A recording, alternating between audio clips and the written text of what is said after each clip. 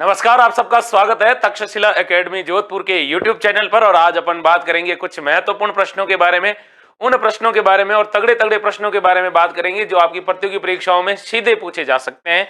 और उन प्रश्नों के आसपास भी अपन बात करेंगे जो सवाल आपकी प्रतियोगी परीक्षाओं में अक्सर क्या किए जाते हैं, भाई पूछ लिए जाते हैं, उनके इर्द गिर्द बनते हैं, उनके बारे में भी चर्चा करेंगे। तो एक एक सवाल का पोस्टमार्टम होने वाला है, निश्चित रहिए और हिचक आपको इस क्लास को देखना है, बिना हेजिटेशन के, बिना टेंशन के, क्योंकि सवाल यहीं से बनते हैं। पहला सवाल अपनी स्क्रीन पर है। पहला सवाल यह है कि भाई राज्य में ब्लैक पोएट्री का प्रमुख केंद्र कौन सा है। राजस्थान में ब्लैक पोएट्री है और उस ब्लैक पोएट्री का प्रमुख केंद्र है वो कौन सा है राजस्थान में। चार ऑप्शन है आपके सामने, जयपुर, कोटा, अलवर या बूंदी। आपको इसका आंसर बताना है। अजू परमार ऑफिशियल, सोनू पारिक, श्यामलाल, महिपाल तंवर। तो इसका जो राइट आंसर है, देखो ब्लैक पोएट्री। और ब्लैक पोएट्री में आप क्या आंसर दोगे भाई? आपको आंसर देना है कि सर ब्लैक पोएट्री है कोटा की। ब्लैक पोएट्री कहाँ की है? कोटा की है ब्लैक पोएट्री। पहली बात तो ये याद रखना, ब्लैक पोएट्री। फिर आपसे सवाल ये भी पूछा जा सकता है, बताओ भाई ब्लैक पोएट्री अगर कोटा की है तो अलवर में कौन सी पोएट्री है? तो अलवर में है पेपर पोएट्री। अलवर में कौन सी पोएट्री? Paper poetry. सबसे ज्यादा सवाल पूछे जाते हैं वो यहां से पूछे जाते हैं। कहां से? ब्लू पोएट्री से। क्या पूछा जाता है ब्लू पोएट्री से रिलेटेड? तो आप लोगों को काफी चीजें हैं वो याद रखनी है। देखना ब्लू पोएट्री, जयपुर वाली ब्लू पोएट्री के बारे में मैं बात कर रहा हूँ। जयपुर वाली जो ब्लू पोएट्री है उसके बारे में पहला सवाल तो ये पूछा जाएगा, बताओ भाई ये ब्लू पोएट्री है ये मूल रूप से कहाँ की है। तो कई बार पूछा जाता है कि ये मूल रूप से कहाँ की है, तो ये मूल रूप से पर्सिया की है भाई। पर्सिया, या फिर जिसको क्या कहते हैं भाई, फारस कहते हैं, या फिर जिसको ईरान कहते हैं। ठीक है। फिर आपसे पूछा जाएगा कि इसको लाया कौन था। तो इसको लाने वाला था मानसिंह प्रथम, और मानसिंह प्रथम लाया था। कहां से लाया था ये? तो ये लाया था लाहौर से। फिर आपसे सवाल ये पूछा जाएगा और तगड़ा सवाल पूछा जाएगा, बताओ भाई ये जो ब्लू पोएट्री है इसमें प्रधान रंग कौन सा होता है। तो इसमें प्रधान रंग पूछा जाए तो आपको होगी सर नीला होता है। कैसा होता है भाई? नीला होता है। पहली बात तो ये याद रखना है। ब्लू पोएट्री में क्या होता है कि जो चीनी मिट्टी के बर्तन होते हैं ना, चीनी मिट्टी, अपने घर में जो कप और प्लेट है ना, जैसे चाय वाय शुड़क शुड़क कर पीते हो आप लोग, तो वो जो बर्तन से बन होते हैं वो कैसे होते हैं? चीनी मिट्टी के बर्तन। तो क्या होता है भाई, चीनी मिट्टी के बर्तनों पर आकर्षक कारीगरी। चीनी मिट्टी के जो बर्तन होते हैं इन बर्तन पर क्या होती है भाई? आकर्षक चित्रकारी होती है। पहली बात तो ये याद रखना, आकर्षक चित्रकारी। फिर एक सवाल आपसे बढ़िया सवाल पूछा जाएगा कि बताइए भाई ब्लू पोएट्री का स्वर्ण काल। ब्लू पोएट्री का अगर आपसे स्वर्ण काल पूछा जाएगा तो किसका काल कहलाता है भाई? ब्लू पोएट्री का स्वर्ण काल। आपको एक ही चीज याद रखनी है सर, ब्लू पोएट्री का स्वर्ण काल कहलाता है, वो कहलाता है जयपुर के शासक राम सिंह सेकंड का काल। और प्रसिद्ध कलाकार कौन हुए भाई? तो प्रसिद्ध कलाकार जो सीकर जिले में जन्म लेते हैं, प्रसिद्ध कलाकार। तो प्रसिद्ध कलाकार में आप कहोगे सर ये थे कृपाल सिंह शेखावत। कृपाल सिंह शेखावत इस कला के बेहतरीन कलाकार थे। और इनका जो जन्म हुआ था ये भी आपको याद रखना है कि इनका संबंध था मऊ गांव से। मऊ गांव कहां पर है? तो मऊ गांव सीकर के अंदर है। पहली बात तो ये याद रखनी है। दूसरी बात आपको इसके अंदर क्या याद रखनी है, कृपाल सिंह शेखावत को पद्मश्री पुरस्कार मिल चुका है। पद्मश्री पुरस्कार भी मिल चुका है और कलाविद भी मिल चुका है। सबसे बड़ी बात है राजस्थान के अंदर कलाविद का सम्मान पाने वाले ये अपने कृपाल सिंह शेखावत है। किस क्षेत्र से? ब्लू पोएट्री से। और ब्लू पोएट्री को जीआई टैग दिया जा चुका है। कौन सी पोएट्री को? ब्लू पोएट्री को। बाकी ब्लैक पोएट्री यहाँ की एक और याद रखना, और सवाल आपसे पूछा जाएगा स्वर्णिम या फिर इसको कहते हैं गोल्डन पोएट्री कहाँ की है। गोल्डन पोएट्री कहाँ की है? तो या सुनहरी पोएट्री कहते हैं इसको। कौन कौन सी पोएट्री? सुनहरी पोएट्री। और सुनहरी पोएट्री के बारे में जैसे ही आपसे सवाल पूछे आप कहना कि सर ये अपने बीकानेर की। ये सारे सवाल कहीं ना कहीं आपकी प्रतियोगी परीक्षाओं में अक्सर सीधे सीधे पूछे जाते हैं। सीधे सीधे पूछे जाते हैं मतलब एग्जैक्ट सवाल वही होता है, बस सवाल पूछने का थोड़ा तरीका चेंज कर दिया जाता है। बाकी घबराना नहीं है, आगे बढ़ते हैं, अगले सवाल को देखते हैं। अगला सवाल क्या कह रहा है? अगला सवाल है ये वाला, देखिए क्या कह रहा है। सवाल आपको ये कह रहा है और अच्छी बात कह रहा है। बताइए भाई, सवाल आपसे पूछा डेजर्ट फेस्टिवल राजस्थान में किस स्थान पर मनाया जाता है। तो राजस्थान में डेजर्ट फेस्टिवल, ये तो बहुत बढ़िया सवाल पूछा जाता है। और पिछली बार एक सवाल पूछा गया था कि राजस्थान के अंदर किस उत्सव के अंदर मिस मुमल प्रतियोगिता का आयोजन होता है। तो किस में होता है मिस मुमल प्रतियोगिता का आयोजन, और इसका आयोजन कहाँ होता है ये भी आपको बताना है। एडी मंजू चौधरी, अजू परमार ऑफिशियल, फटाफट आंसर बताए भाई। हाँ, तो क्या राइट आंसर है इसका? इसका देखिए, डेजर्ट फेस्टिवल की बात करें तो ये होता है भाई डेजर्ट। डेजर्ट का मतलब होता है थार। डेजर्ट का मतलब क्या होता है? थार। और थार महोत्सव या थार फेस्टिवल होता है वो जैसलमेर जिले में होता है। अभी जो थार फेस्टिवल अभी होने वाला है ये फेब महीने में होने वाला है। कौन से महीने में? फरवरी महीने में होता है। पहली बात तो ये याद रखना, फरवरी में। और फिर आपसे पूछा जाएगा बीकानेर में कौन सा उत्सव होता है? तो बीकानेर में होता है भाई ऊंट महोत्सव। ऊंट महोत्सव। और कैसा महोत्सव? ऊंट महोत्सव। ये कई बार पूछा जाता है, आपको कंफ्यूज करने के लिए पूछ लिया जाता है, अंतरराष्ट्रीय ऊंट महोत्सव कहां मनाया जाता है? बीकानेर में मनाया जाता है। तो जोधपुर में कौन सा उत्सव मनाया जाता है? मारवाड़ महोत्सव मनाया जाता है। कौन सा महोत्सव? मारवाड़ महोत्सव मनाया जाता है। ये भी आपको याद रखना है, ठीक। उसके बाद आपसे सवाल क्या पूछा जाएगा? एक पूछा जाएगा बाड़मेर का, कि बाड़मेर में कौन सा उत्सव मनाया जाता है। तो देखिए, बाड़मेर के अंदर पूछा जाएगा, सॉरी यहां पर आपसे पूछा है डेजर्ट फेस्टिवल, तो मारवाड़ में कौन सा उत्सव मनाया जाता है? ये मरु महोत्सव है। मरु मरु महोत्सव है यहां पर जैसलमेर में। थार महोत्सव बाड़मेर में। थोड़ा सा कन्फेशन है, दूर कर लेना। थार महोत्सव बाड़मेर में है। और सबसे बड़ी बात यह है, आपसे पूछा जाएगा ब्रज महोत्सव। ब्रज महोत्सव कहां पर है? महोत्सव कौन सा? ब्रज। तो भरतपुर जिले में आयोजित होता है भाई कौन सा? ब्रज महोत्सव। एक जो सवाल सबसे बढ़िया और सबसे अच्छा सवाल पूछा जाता है, और क्या पूछा जाएगा? मीरा महोत्सव कहां मनाया जाता है? कौन सा उत्सव? मीरा महोत्सव। तो मीरा महोत्सव क्या, जब भी सवाल आपसे पूछा जाएगा तब आप कहोगे सर चित्तौड़गढ़ में होता है। लेकिन सवाल अगर यहां पर यह पूछे कि अगर मीरा महोत्सव चित्तौड़गढ़ में मनाया जाता तो मेवाड़ महोत्सव कहां मनाया जाता है? तो मेवाड़ महोत्सव की जब भी आपसे पूछे तो आप कहोगे सर उदयपुर में मनाया जाता है। कहां पर मनाया जाता है? उदयपुर में मनाया जाता है। फिर देखिए, सवाल थोड़ा घूम रहा है, और सवाल आपसे क्या पूछा जाएगा? तगड़ा वाला सवाल पूछा जाएगा। बताइए भाई, शरद महोत्सव। अगर शरद भी पूछ ले और ग्रीष्म, दोनों महोत्सव की बात करें, महोत्सव,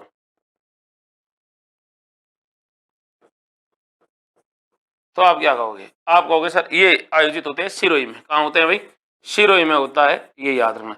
एक होता है भाई अपने राजस्थान के अंदर कजली तीज महोत्सव। बड़ा अच्छा सवाल है। कजली तीज महोत्सव अगर आपसे पूछे तो आप कहना कि सर कजली तीज महोत्सव बूंदी में होता है। लेकिन सवाल आपसे पूछा जाएगा छोटी तीज महोत्सव कहां होता है? छोटी तीज महोत्सव, तो आपको अच्छे से जवाब देना है कि सर ये होता है जयपुर के अंदर। कहां होता है? जयपुर में। ये सारे सवाल आपके कहीं ना कहीं प्रतियोगी परीक्षाओं में बनने वाले हैं, और इनके इर्द इर्द गिर्द अच्छे अच्छे और तगड़े तगड़े सवाल बनेंगे, है ना। तो अगला सवाल है ये वाला, क्या पूछ रहा है उसके बारे में सवाल है ये वाला। राजस्थान में पर्यटन को उद्योग का दर्जा कब दिया गया? तो राजस्थान में जो पर्यटन विभाग है, और पर्यटन विभाग को उद्योग का दर्जा कब दिया गया था, ये आपको याद रखना है। एक सवाल जो पर्यटन विभाग के बारे में सबसे तगड़ा सवाल पूछा जाता है, क्या पूछा जाता है कि इसको क्या कहा जाता है? इस उद्योग को क्या कहा जाता है? इसको कहा जाता है भाई धूम्र, या फिर इसको कहा जाता है ये वाली बात, धूम्र निषेध उद्योग। मतलब क्या नहीं करता, ये कहते हैं कि पॉल्यूशन रहित उद्योग है ये, इसमें किसी प्रकार का कोई पॉल्यूशन वगैरह नहीं होता है। तो याद रखना है आपको कि 1982 में, 1978 में, या फिर 1987 में, 1989 में एक समिति होती है जिसका नाम होता है मोहम्मद यूनुस समिति। याद रखना कि मोहम्मद यूनुस समिति का संबंध किससे है? तो मोहम्मद यूनुस समिति का जो संबंध है वो आपको याद रखना है कि पर्यटन को उद्योग का दर्जा दिया था। इस समिति की अनुशंसा पर पर्यटन को किसका दिया गया था? उद्योग का दर्जा दिया गया था। उद्योग का दर्जा कब दिया गया? ये अगर आपसे सवाल पूछे तो आप क्या जवाब दोगे भाई? अच्छा सवाल पूछा गया, गजब का सवाल पूछा गया। इसका आपको आंसर भी देना है कि पर्यटन को उद्योग का जो दर्जा दिया जाता है वो कब दिया जाता है। तो आपको ये मालूम होना चाहिए अच्छे से कि पर्यटन को उद्योग का दर्जा कब दिया जाता है। मोहम्मद यूनुस समिति का संबंध था, और मोहम्मद यूनुस समिति के अनुशंसा पर ही हमने इसको क्या दिया था? उद्योग का दर्जा दिया था। तो ये दिया था भाई अपने को कब? 4 मार्च को दिया था। 4 मार्च को दिया था, 4 मार्च 1989 को। 4 मार्च 1989 को हमने पर्यटन को दिया था उद्योग का दर्जा। जिन्होंने 82 या 78 किया उन लोगों का गलत है। 4 मार्च 1989 को इन्होंने जब अपनी रिपोर्ट सौंपी तो सरकार ने कहा यार ये तो ठीक है, पर्यटन से तो पैसे कमाए जा सकते हैं, तो इन्होंने उद्योग का क्या दिया था, दर्जा दिया था। फिर आपसे देखिए सवाल तगड़ा पूछा जाएगा, और क्या पूछा जाएगा बताइए भाई, राजस्थान का पर्यटन लोगो क्या है?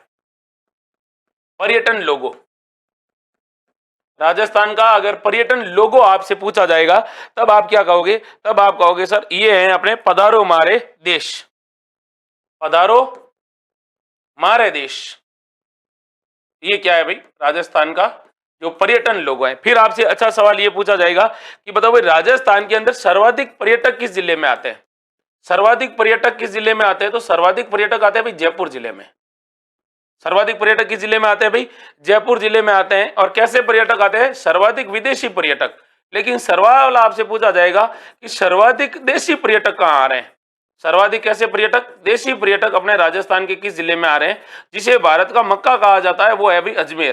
तो अजमेर में सबसे ज्यादा देशी पर्यटक आते हैं। इसके अलावा बढ़िया सवाल आपसे पूछा जाएगा, राजस्थान में पर्यटन परिपथ कितने हैं? पर्यटन परिपथ, या फिर आपसे सवाल पूछ लेगा पर्यटन सर्किट कितने हैं, तो आपको याद रखना भाई राजस्थान में 10 पर्यटन सर्किट या 10 पर्यटन परिपथ है, ये भी याद रखना है ना। फिर देखिए एक सवाल और पूछा जाएगा, और एक तगड़ा सवाल पूछा जाएगा। देखिए सवाल ये पूछा जाएगा कि विदेशी पर्यटकों की दृष्टि से, विदेशी पर्यटकों की दृष्टि से राजस्थान का देश में कौन सा स्थान है? तो विदेशी पर्यटकों की दृष्टि से राजस्थान का देश में 5वां स्थान है। कौन सा भाई? 5वां स्थान है। यानी देश में 5वां स्थान है, 5वां राज्य वो है जहां पर सबसे ज्यादा विदेशी पर्यटक घूमने के लिए आते हैं। आगे बात करते हैं और अगले सवाल को देखते हैं। सवाल बेहतरीन है और तगड़ा वाला सवाल मिलेगा, लेकिन उससे पहले आपको क्या करना होगा, इस वीडियो को एक बार लाइक कर दीजिए, और अगर आप इस चैनल पर नए हैं और पहली बार है तो चैनल को सब्सक्राइब कर दीजिए, क्योंकि आज की जो क्लास होगी आपकी बंटाधार क्लास होगी और तगड़ी वाली सवाल होगा। अब देखिए अपने राजस्थान के अंदर एक मेला लगता है पुष्कर मेला, और पुष्कर मेला कब लगता है ये आपसे सवाल पूछा गया है। अच्छा सवाल पूछा गया है, और ये सवाल कई बार पूछ लिया जाता है, नवंबर में, दिसंबर में, अक्टूबर में और जनवरी में। अच्छा सवाल पूछा है और आपको बताना है कि राजस्थान में एक मेला लगता है पुष्कर मेला, और पुष्कर मेला कब लगता है? फटाफट आंसर बताओ भाई। ADRJ 37, विकास राजपूत भरतपुर इन, रमेश मेघवंशी, अजू परमार ऑफिशियल, दुर्गा चारण। फटाफट आंसर बताइएगा भाई, अपने राजस्थान के अंदर पुष्कर मेले का आयोजन कब होता है? पुष्कर मेला। और वैसे अगर मैं आपको हिंट दूं तो आपको पता होना चाहिए पुष्कर का जो मेला लगता है ये लगता है कार्तिक पूर्णिमा को। कार्तिक पूर्णिमा को यहाँ पर क्या लगता है भाई? मेला लगता है। इसे राजस्थान का रंगीला मेला कहा जाता है। राजस्थान का कैसा मेला कहा जाता है? रंगीला मेला कहते हैं। या फिर अगर पूछे इसे राजस्थान का रंग बिरंगा मेला कहा जाता है। रंग बिरंगा मेला इसलिए क्योंकि यहाँ पर रंग बिरंगा मेला। और यह भी सवाल अभी सीईटी में या वनरक्षक में पूछा गया था कि सर्वाधिक विदेशी पर्यटक किस मेले में आते हैं? तो सर्वाधिक विदेशी पर्यटक इसी मेले में आते हैं, ये भी आपको याद रखना है। तो यह आपको राइट आंसर क्या बताना है? देखिए अक्टूबर नहीं में होता है, ये नवंबर महीने में होता है। किस महीने होता है? नवंबर। आप लोगों को पता होगा कि अक्टूबर और नवंबर के मध्य में अपना एक महीना आता है हिंदू नववर्ष, जो हिंदू कैलेंडर का या विक्रमी कैलेंडर का, जिसका नाम है कार्तिक। और कार्तिक महीने की जो लास्ट तारीख है वो है पूर्णिमा, और पूर्णिमा हमेशा कार्तिक पूर्णिमा नवंबर के आसपास होती है। अब यहाँ पर क्या होता है भाई? दीपदान होता है। कैसा दान होता है भाई? दीपदान होता है। कहते हैं कि यहाँ पर टोटल 52 घाट है, और 52 घाटों पर क्या होता है? स्नान होता है। क्या होता है भाई? 52 घाट है। और आपको याद रखना है पुष्कर के बारे में कि पुष्कर के अंदर मंदिर कौन कौन से। एक बार ये सवाल ये पूछा दे दिया, जैसे 4 ऑप्शन दे दिए और 4 ऑप्शन, और सवाल ये पूछ दिया निम्नलिखित में से कौन सा मंदिर पुष्कर में नहीं है, तो आपको ये याद रखे कि भाई देखो कि मंदिर यहां पर एक तो है वराह मंदिर। कौन सा मंदिर? वराह मंदिर है। इसके अलावा यहां पर रंगनाथ जी का मंदिर है, रंगनाथ जी का मंदिर। और रंगनाथ जी के मंदिर की क्या विशेषता है?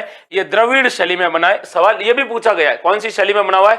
द्रविड़ शैली में बना है। फिर आपसे पूछा जाएगा किसका मंदिर है भाई? तो यहाँ पर ब्रह्मा मंदिर है, और विश्व का सबसे प्राचीन और पहला मंदिर है ब्रह्मा मंदिर, वो यहीं पर बना हुआ है, जिसका निर्माण गोकुल चंद पारिक ने करवाया था। यहाँ पर सावित्री माता का मंदिर है, और इसके अलावा यहाँ पर और किसका मंदिर है भाई?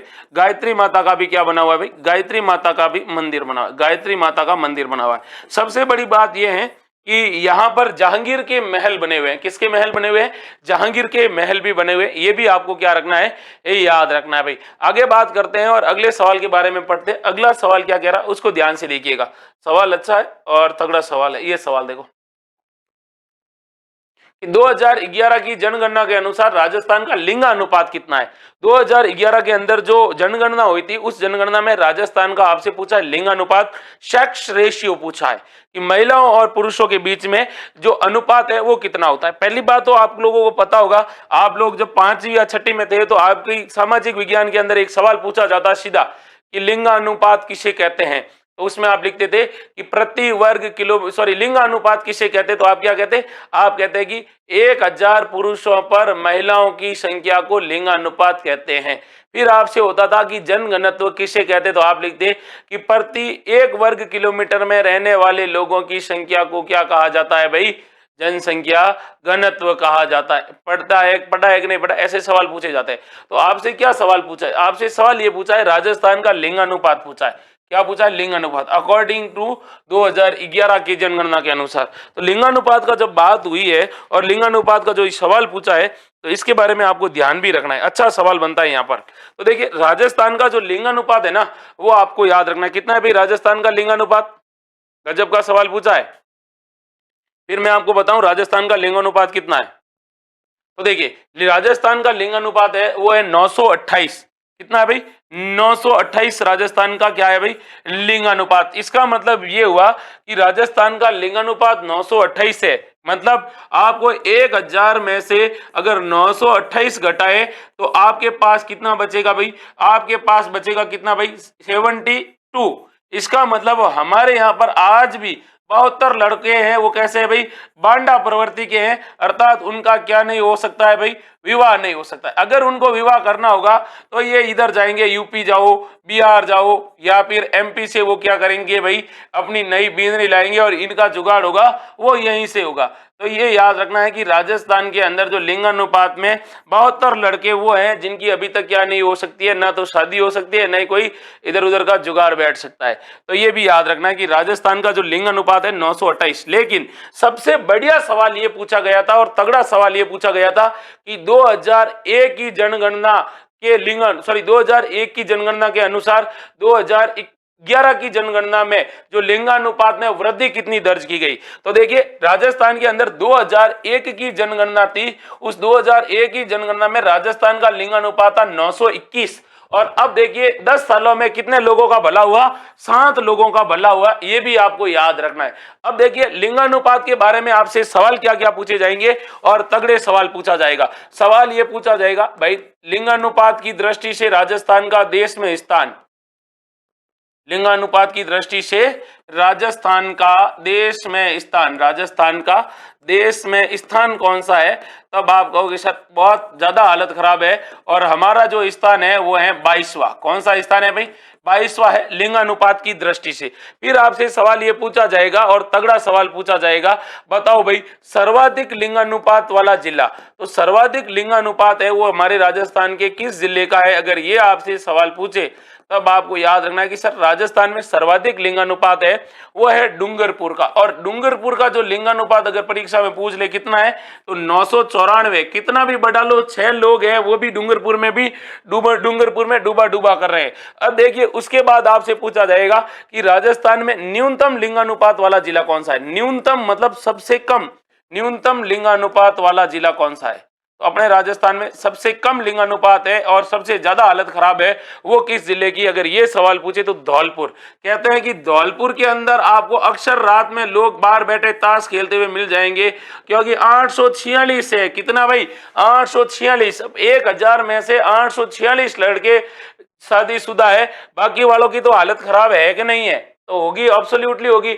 अब देखिए इसी में ही मैं आपसे सवाल पूछ रहा हूं और आपसे ये पूछा जाएगा, बताओ भाई राजस्थान में सर्वाधिक लिंगानुपात की जो वृद्धि हुई है वो किस जिले में? तो सवाल आपसे पूछा जाएगा 2011 में सर्वाधिक लिंगानुपात में वृद्धि किसमें हुई। तो सर्वाधिक वृद्धि, और वृद्धि किसमें हुई है, किस जिले में हुई है भाई। तो सर्वाधिक जो वृद्धि हुई है वो आपको याद रखना है कि लिंगानुपात में सर्वाधिक वृद्धि हुई है जैसलमेर में। जैसलमेर का 831 से बढ़कर 851 हो गया। तो ये जैसलमेर में वृद्धि हुई, और जैसलमेर में कितनी वृद्धि हुई ये अगर आपसे पूछे तो आपको याद रखना है कि सर 2001 से लेकर 2011 में सर्वाधिक वृद्धि हुई जैसलमेर की। यहां पर 31 लोगों का भला हुआ है, और 31 संख्या की क्या हुई है भाई, वृद्धि हुई है, ये भी याद रखना है। और सबसे बड़ी ये बात याद रखनी है कि राजस्थान के अंदर वृद्धि जैसलमेर में हुई तो सर्वाधिक गिरावट किस जिले में हुई। तो सर्वाधिक गिरावट और नेगेटिविटी कहां पर आई, तो सर्वाधिक कमी किस जिले में हुई। तो सर्वाधिक कमी हुई थी अपने डूंगरपुर जिले में, और डूंगरपुर जिले में कहते हैं कि कितनी हुई, डूंगरपुर जिले में बहुत ज्यादा हुई और 22 अंकों की गिरावट हुई। यानी जिस जिले का 1022 लमसम क्या था, लिंगानुपात था, अब वो घटकर काफी सिमट चुका है। ये भी आपको क्या रखना है, ये याद रखना है। तो ये ऐसे सवाल होते हैं, वो आपको याद रखना है कि कहीं ना कहीं डाटाबेस सवाल होते हैं, कंफ्यूज करने के लिए आपसे सवाल इस प्रकार से पूछ सकता है। आगे देखते हैं अगले सवाल को, और अगला सवाल है ये वाला। क्या पूछ रहा है सवाल, सवाल ये पूछ रहा है राजस्थान के किस जिले की में प्रतिशत के आधार पर अनुसूचित जनजाति की संख्या सर्वाधिक है। ये सवाल हूबहू आपके किसमें पूछा जा चुका है भाई, सीईटी ग्रेजुएशन लेवल में, और तगड़े तरीके से आपसे सवाल पूछा गया था कि 2011 की जनगणना हुई, इसमें प्रतिशत में सबसे कम अनुसूचित जनजाति यानी एसटी वर्ग की सर्वाधिक जनसंख्या पाई जाती है। राजस्थान के किस जिले में प्रतिशत के आधार पर अनुसूचित जनजाति की सर्वाधिक जनसंख्या पाई जाती है परसेंटेज के अनुसार। तो आपको बताना है उदयपुर, बांसवाड़ा, बीकानेर या श्रीगंगानगर। अच्छा सवाल पूछा है, तगड़ा वाला सवाल पूछा है। ऐसे सवाल अक्सर क्या कर लिए जाते हैं भाई, अपनी प्रतियोगी परीक्षाओं में पूछ लिए जाते हैं। तो बताइए इसका राइट आंसर क्या होगा। अच्छा सवाल पूछा है, देखिएगा। तो एसटी जनसंख्या, एसटी जनसंख्या में सर्वाधिक एसटी जनसंख्या राजस्थान के किस जिले में है, ये आपसे सवाल पूछा है। शेड्यूल्ड ट्राइब्स के बारे में पूछिए। तो देखिए वैसे मैं आपको बता दूं कि हमारे राजस्थान के अंदर एसटी जनसंख्या का सर्वाधिक प्रतिशत अगर आपसे पूछे तो प्रतिशत में आपको करना है कि सर बांसवाड़ा है, क्योंकि बांसवाड़ा जिले की जो एसटी का जनसंख्या का प्रतिशत है वो 76.38% क्या है भाई, यहाँ पर एसटी जनसंख्या है। अब आपको याद रखना है अनुसूचित जनजाति जनसंख्या के बारे में, कि अनुसूचित जनजाति के बारे में आपने यहां पर 4 बातें याद रख ली तो आपको कुछ भी भूलने की जरूरत नहीं है। ये संख्या देखिए, अनुसूचित जनजाति जनसंख्या के बारे में आपसे पूछे तो राजस्थान की कुल जनसंख्या में जो अनुसूचित जनजाति का जो प्रतिशत है वो कितना भाई, 13.5% राजस्थान में एसटी जनसंख्या है। कितनी है, एसटी जनसंख्या 5% है, 13.5%। अब आपसे सवाल ये पूछा जाएगा, बताओ भाई हमारे राजस्थान में सर्वाधिक एसटी किस जिले में। तो सर्वाधिक एसटी जनसंख्या है, एसटी जनसंख्या वो किस जिले में। तो सर्वाधिक तो उदयपुर में, लेकिन प्रतिशत में अगर आपसे पूछे तो प्रतिशत में आपसे जैसे पूछे तो आप कहोगे सर बांसवाड़ा में। तो सर्वाधिक एसटी जनसंख्या तो यहां पर है। तो आपसे यह भी पूछा जा सकता है न्यूनतम एसटी जनसंख्या किस जिले में भी। तो एसटी जनसंख्या न्यूनतम आपसे जैसे पूछे तब आपको कहना कि सर बीकानेर जिले में। अब आपसे पूछा जाएगा कि न्यूनतम प्रतिशत की दृष्टि से न्यूनतम एसटी जनसंख्या का प्रतिशत, एसटी जनसंख्या प्रतिशत किस जिले का है, तब आप क्या कहोगे। तो आप कहोगे सर ये अपने नागौर जिले का है। किस जिले का है, नागौर जिले का। ऐसे सवाल भी अक्सर पूछा जाता है। और आपसे पूछा जाएगा एसटी आबादी के हिसाब से राजस्थान का देश में कौन सा स्थान है। तो एसटी आबादी के हिसाब से राजस्थान का देश में कौन सा स्थान है, तो देश में स्थान है 6ठा स्थान। कौन सा स्थान है भाई, 6ठा स्थान है। ये भी आपको क्या रखना है भाई, याद रखना। और ये भी सवाल पूछा गया है कि राजस्थान में एसटी लिंगानुपात कितना है। तो राजस्थान में शेड्यूल्ड ट्राइब्स का जो लिंगानुपात अगर आपसे पूछ ले तो आपको सीधा जवाब देना है भाई 948 है। कितना है, 948। याद रखने सवाल ऐसे अक्सर क्या कर लिए जाते हैं भाई, पूछ लिए जाते हैं, और सवाल के आसपास ही आपसे क्या मिलेंगे, अच्छे अच्छे सवाल मिलेंगे। तो आगे बढ़ते हैं और अगले सवाल के बारे में बात करते हैं। और अगला सवाल है ये वाला, देखिए ध्यानपूर्वक। सवाल आपके सामने ये है कि कंजर जनजाति कि महिलाओं द्वारा कमर पर पहने जाने वाला वस्त्र क्या कहलाता है। तो अपने राजस्थान के अंदर एक जनजाति है कंजर जनजाति, और कंजर जनजाति की जो महिलाएं होती है वो क्या पहनती है भाई, अपने कमर पर वस्त्र बांधती है, उसको क्या कहते हैं, गगरी, खुशनी, ठूसनी या फिर पायती। अच्छे से आपको इसका क्या देना है भाई, जवाब देना है, अच्छा और तगड़ा वाला सवाल का जवाब देना है। बताइएगा भाई।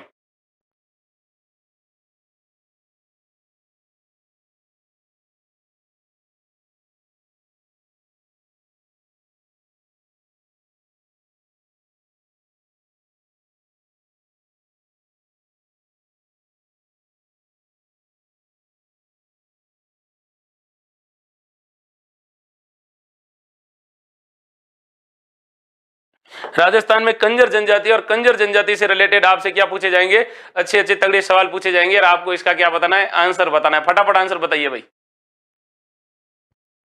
हाँ, गगरी, खुशनी, ठुसनी या पाईती?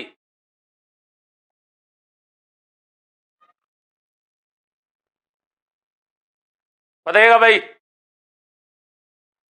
किसका कॉल आया, मुझे पता था कोई ना कोई तो आएगा। किसका कॉल आया? राइट आंसर बताओ भाई। कंजर जनजाति के बारे में आपको बताना है, अच्छा सवाल है और तगड़ा सवाल है। राजस्थान की जनजातियों से रिलेटेड अक्सर क्या पूछे जाते हैं भाई, सवाल पूछे जाते हैं। और कंजर जनजाति की महिलाओं के बारे में आपसे सवाल पूछा है। अब ये आपको बताना है, इतना अच्छा और इतना तगड़ा वाला सवाल पूछा है कि इसका सवाल और इसका आंसर तो हर कोई दे सकता है। किस जनजाति के बारे में, कंजर जनजाति के बारे में याद रखना है। तो क्या पहनती है भाई, आपको बताना होगा। क्या पहनती है भाई? हाँ, कॉल अर्जेंट था, जवाब देना पड़ता है कि हाँ भाई हम क्लास में है, क्लास ले रहे हैं। सबूत के तौर पर आप हमें देखिए, यूट्यूब पे हम आपसे बात कर रहे हैं। तो इसका राइट आंसर क्या है वो आपको बताना है। क्या पहनती है भाई? खुशनी पहनती है। खुशनी क्या पहनती है? खुशनी पहनती है। अब देखिए, इसी से रिलेटेड मैं आपसे बात करता हूं, ठीक है। अब आपको याद रखना है कि राजस्थान में कंजर, पहली बात तो याद रखना, कंजर जनजाति में नहीं आती है, कंजर एससी वर्ग में आती है। एससी वर्ग मतलब शेड्यूल कास्ट में आती है, पिछड़ी जाति है, जनजाति नहीं है। अब आपसे सवाल पूछा जाएगा कि बताइए कंजर जाति का अर्थ क्या होता है। कंजर का अर्थ होता है भाई कानन चर। कानन का मतलब होता है जंगल और चर का मतलब होता है विचरण करने वाला। तो जंगल में विचरण करने वाले को क्या कहा जाता है भाई? कानन चर कहा जाता है। फिर आपको याद होगा कि ये जो जनजाति है वो अपराध प्रवृत्ति के लिए प्रसिद्ध है। यह जनजाति अपराध प्रवृत्ति प्रवृत्ति के लिए क्या है भाई? प्रसिद्ध है। ये भी याद रखना, अपराध प्रवृत्ति के लिए कार्य क्या है भाई? प्रसिद्ध है। अक्सर क्या कर लिए जाते हैं भाई, इनके द्वारा अपराध किए जाते हैं। फिर आपको ये भी याद रखना है कि इनके जो घर होते हैं, उन घर के कितने दरवाजे होते हैं? घरों के 2 दरवाजे होते हैं। घरों के कितने दरवाजे? घरों के 2 दरवाजे। अब आप कहोगे सर 2 दरवाजे क्यों? अपराध करते तो पुलिस तो आएगी। तो जैसे पुलिस आगे वाले दरवाजे से आई, ये लोग पीछे वाले दरवाजे से क्या करते हैं भाई? निकल जाते हैं। अब आपको याद रखना है इस जनजाति के बारे में और तगड़ा वाला सवाल।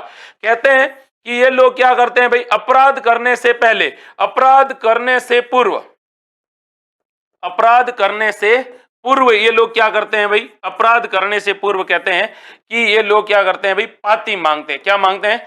पाती मांगते हैं। तो अपराध करने से पूर्व ये लोग क्या मांगते हैं भाई?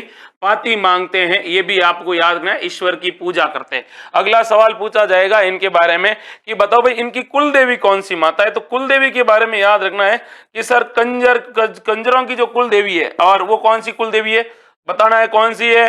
तो चौथ माता। चौथ का बरवाड़ा सवाई माधोपुर में इनका मंदिर है। ये इनकी क्या है? कुल देवी है। फिर आपको ये भी याद रखना है ये कौन सा नृत्य करते हैं। इनका नृत्य भी कई बार पूछा जाता है। तो ये लोग करते हैं भाई चक्री नृत्य। कौन सा नृत्य करते हैं भाई? चक्री नृत्य करते हैं। ये भी याद रखना है। फिर आपको ये भी याद रखना है कि ये लोग क्या पहनते हैं भाई, इनके बारे में याद रखना। इनका मुखिया, बड़ा बढ़िया सवाल पूछा है भाई, तगड़ा वाला, कि मुखिया क्या होता है। तो मुखिया इनका कहलाता है पटेल। क्या कहलाता है भाई? पटेल कहलाता है। और आपको ये भी याद रखना होगा कि ये लोग क्या करते हैं भाई? मोर का मांस खाते हैं। कंजर जाति के लोग होते हैं, किसका मांस खाते हैं? ये लोग मांस खाते हैं मोर का। किसका? मोर का मांस खाते हैं। और आपको यह भी पता होना चाहिए, ये जो लोग हैं इस जनजाति के अंदर मृत व्यक्ति होता है, और मृत व्यक्ति के मुंह में क्या डालते हैं भाई? मृत व्यक्ति के मुंह में शराब की बूंदे डालते हैं। मुंह में शराब की बूंदे डालते हैं, शराब की बूंदे। ये भी याद रखना है। पूछा जाता है राजस्थान की वह जनजाति जिसमें मृतक के मुंह में शराब की बूंदे डालते हैं। ये भी आपको याद रखना है। आगे बात करते हैं। अगला सवाल ये है, और तगड़ा वाला सवाल है और अच्छा वाला सवाल है, आपको ध्यानपूर्वक सुनना होगा। देखिएगा भाई, सवाल आपके सामने ये है, अच्छा सवाल है, देखिएगा। हाँ, तीर कमान किस जनजाति का प्रमुख हथियार माना जाता है? अपने राजस्थान में एक जनजाति है और उस जनजाति की प्रमुख विशेषता यह है कि उनके हाथ में हमेशा तीर और कमान होता है। कौन सी जनजाति है, बता दीजिए। अच्छा सवाल है, बेहतरीन सवाल है और गजब सवाल है। सरस्वती कंप्यूटर इंस्टीट्यूट से दिनेश जी सर ने भी आज कमेंट किया है, तो आपको बताना है मीणा डामोर और भील गरासिया कौन सी जनजाति है, बताइएगा भाई। हम मरे हुए इंसान को दारू पिलाते, क्या पता कि अंदर जाने के बाद यूं थोड़ा सा यूं रौनक आ जाए और आदमी उठ के एकदम खड़ा हो जाए कि वाह यार क्या स्वाद आया है ना। देखिए, तीर कमान किस जनजाति का प्रमुख हथियार है, ये सवाल आपसे पूछा है, फटाफट आंसर बताओ भाई। वेरी गुड, तीर और कमान, वेरी गुड। कौन सी जनजाति है भाई? कलवंत, सरबता, माधुरी भार्गव, पूजा कुमारी, सुमन अटवाल। तीर कमान के बारे में आपसे सवाल पूछा है और आपको इसका क्या बताना है, आंसर बताना है। अच्छा सवाल, मतलब बेहतरीन सवाल पूछा है और तगड़ा वाला सवाल पूछा है। तो अपने राजस्थान के अंदर एक जनजाति है, कौन सी भाई? भील जनजाति। कौन सी जनजाति है भाई? भील जनजाति। भील जनजाति के लोग अपने हाथ में तीर और कमान रखते हैं। सवाल आपसे पूछा जाएगा, राजस्थान की सबसे प्राचीन जनजाति, राजस्थान की सबसे प्राचीन जनजाति है, ये भी आपको क्या रखना है भाई, याद रखना। अब भीलों के बारे में कुछ बातें हैं जो फैक्ट टू फैक्ट आपको याद रखनी है, जो अक्सर आपसे प्रतियोगी परीक्षाओं में क्या कर ली जाती है भाई, पूछ ली जाती है। अब आपसे ये सवाल पूछा जाएगा और क्या पूछा जाएगा, भील जनजाति है ये सर्वाधिक किस जिले में निवास करती है? तो सर्वाधिक उदयपुर में निवास करते हैं। सर्वाधिक कहां पर? उदयपुर में। फिर आपसे सवाल पूछा जाएगा भील जनजाति के बारे में और तगड़ा वाला सवाल ये पूछा जाएगा, राजस्थान की दूसरी सबसे बड़ी जनजाति, राजस्थान की दूसरी सबसे बड़ी अगर कोई जनजाति है, सबसे बड़ी जनजाति, तो वो कौन सी है भाई? भील जनजाति है। ये तो याद रखने ही रखने। देखिए मैं आपको वो बता रहा हूं जो आपके सारे सवाल परीक्षाओं में पूछे जा चुके हैं। फिर आपको याद रखना है कि राजस्थान के अंदर एक व्यक्ति है जिनका नाम है कर्नल जेम्स टॉड, और ये सवाल आपके वन रक्षक में पूछा गया था कि कर्नल जेम्स टॉड ने भीलों को क्या कहा था, तो वो इनको कहता है वन पुत्र। किसका पुत्र कहता है भाई? वन पुत्र कहता है। अगला सवाल आपके याद रखना है कि इनका जो घर होता है, घरों को ये लोग कहते हैं कू। क्या कहते हैं भाई? कू कहते हैं। इसके अलावा ये भी याद रखना है कि ये जो भील जनजाति है और भील जनजाति के लोग हैं वो केसरिया नाथ जी की चड्डी केसर पीकर क्या नहीं बोलते हैं भाई? चड्डी केसर पीकर क्या नहीं बोलते हैं भाई? झूठ नहीं बोलते हैं, पीकर झूठ नहीं बोलते हैं। ये भी आपको क्या रखना है भाई, याद रखना है कि इनकी चड्डी केसर पीकर ये लोग क्या नहीं बोलते हैं, झूठ नहीं बोलते हैं। अगला सवाल भी तगड़ा वाला सवाल पूछा जाएगा और गजब का सवाल पूछा जाएगा। बताओ भाई, भील जनजाति का जो मुखिया होता है उस मुखिया को क्या कहते हैं? तो भील जनजाति का मुखिया कहलाता है गमेती। क्या कहलाता है भाई? गमेती। भील जनजाति के द्वारा कहते हैं कि दो प्रकार की खेती की जाती है, स्थानांतरित कृषि की जाती है इनके द्वारा। राजस्थान में इनके द्वारा स्थानांतरित कृषि की जाती है, मेवाड़ के पहाड़ी क्षेत्रों में। ये भी आपको क्या रखना है, ये याद रखना। ऐसे सवाल है जो अक्सर क्या किया जाते हैं, सीधे सीधे आपके सामने खिसका दिए जाते हैं। आगे बढ़ते हैं और अगले सवाल को देखते हैं। अगला सवाल क्या कह रहा है वो ध्यानपूर्वक देखिएगा। सवाल आपके सामने ये है और आपको पूछ रहा है, रायका जाति के आराध्य देवता कौन से माने जाते हैं? तो अपने राजस्थान में एक जाति है जिसका नाम है रायका। रायका जाति के बारे में कुछ फैक्ट है वो आपको याद बता दूं मैं आपको। रायका को क्या कहते हैं भाई? देवासी भी कहते हैं और इनको रेबारी भी कहते हैं। क्या कहते हैं भाई? रेबारी भी कहते हैं। याद रखना है, पश्चिमी राजस्थान के अंदर ये रहने वाली जाति है और ये कैसी जाति है भाई? पशुपालक जाति है। कैसी? पशुपालक जाति है। ये भी आपको याद रखना है। और एक सवाल जो आपसे पूछा जाता है कि जो इस जनजाति की सबसे बड़ी विशेषता है कि ये जो, सॉरी जनजाति नहीं है, गलती होगी, इनके बारे में कहा जाए कि जो ये जाति है रेबारी, रेबारी जाति आज भी अपनी जो संस्कृति है, जो प्राचीन संस्कृति है और अपना जो कल्चर है आज भी वो लेकर बैठे हैं। तो याद रखना, अगर आज की डेट में जिस जाति के द्वारा सबसे ज्यादा अपने कल्चर पर सबसे ज्यादा ध्यान दिया जा रहा है और उसके ऊपर सबसे ज्यादा वो स्पेशली ध्यान देते हैं, उसको बचाने का कार्य करते हैं और उसको एकदम विरासत के तौर पर इन्होंने रखा है, तो वो है अपनी ये। और ये पुरुष होते हैं, वो कैसे रंग की भाई पहनते हैं, और ये सवाल पूछा भी गया है, पुरुष कैसे रंग की पगड़ी बांधते हैं? तो गहरे लाल रंग की क्या बांधते हैं भाई? पगड़ी बांधते हैं। और ये सवाल राजस्थान पुलिस कांस्टेबल में पहले पूछा जा चुका है, ये भी याद रखना है। कहते हैं ये अपना पाबू जी को अपना क्या मानते हैं भाई? आराध्य मानते हैं। पाबू जी को क्या मानते हैं भाई? आराध्य। स्पेशली राजस्थान में अगर ऊंट पालक जाति के बारे में किसी की बात होती है तब वहां पर रायका या फिर रेबारी जाति की बात होती है, ये भी आपको याद रखना है। कहते हैं कि पाबू जी के ये अनुयायी होते हैं, और पाबू जी के ये अनुयायी होते हैं, जब बारात होगी, जो दूल्हा होगा, दूल्हा हमेशा तोरण मारेगा। दूल्हा क्या मारेगा? तोरण पर जाएगा ना, दूल्हा मतलब बींद तोरण पर जाता है, किस पर बैठकर? अरे ऊंट पर बैठकर जाता है। किस पर बैठकर जाता है? ऊंट पर बैठकर जाता है। अब आपको याद रखना है कि देखिए भाई, अपने राजस्थान में गोगा जी के 3 मंदिर है। गोगा जी के कितने मंदिर? 3 मंदिर है। एक है कहां पर? नौहर हनुमानगढ़ में। एक कहां पर है? नौहर के अंदर है। एक है ददरेवा के अंदर, और एक कहां पर है? सांचौर के अंदर। अब आपको यह भी याद रखना, मामा देव जी को वर्षा का देवता कहा जाता है, और मामा देव जी का क्या नहीं होता है भाई? मंदिर नहीं होता है। इनका क्या नहीं होता है भाई? मामा देव जी का मंदिर नहीं होता है। इनको खुश करने के लिए भैंसे की क्या चढ़ाई जाती है भाई? भैंसे की बलि चढ़ाई जाती है। इनको क्या कहा जाता है भाई? तेजा जी का मेला अगर आपसे पूछे, 2 प्रकार के मेले, अगर इनका खुद का मेला है तो खड़नाल के अंदर लगता है भाई, खड़नाल में, और खड़नाल नागौर में है। और अगर इनके पशु मेले के बारे में बात करें तो आपको याद रखना है पर्वतसर में आयोजित होता है। और फिर आपसे पूछा जाएगा पाबू जी का मेला, तो कोलूमंड गांव में आयोजित होता है। कोलूमंड कहां पर है? कोलूमंड गांव फलोदी के अंदर है। और फलोदी अभी जिला बनाने की घोषणा हुई नहीं है, लेकिन हो सकती है कि फलोदी का जिला बनाए। लेकिन वर्तमान में अभी तक यह जोधपुर जिले की एक तहसील है, जो जोधपुर और जैसलमेर के बीच में स्थित है ना। आगे बात करते हैं और अगले सवाल के बारे में बात करते हैं। अगला सवाल क्या कह रहा है उसको ध्यानपूर्वक देखिएगा भाई। अगला सवाल है ये वाला, और क्या पूछा जाता है? तगड़ा वाला सवाल पूछा जाता है।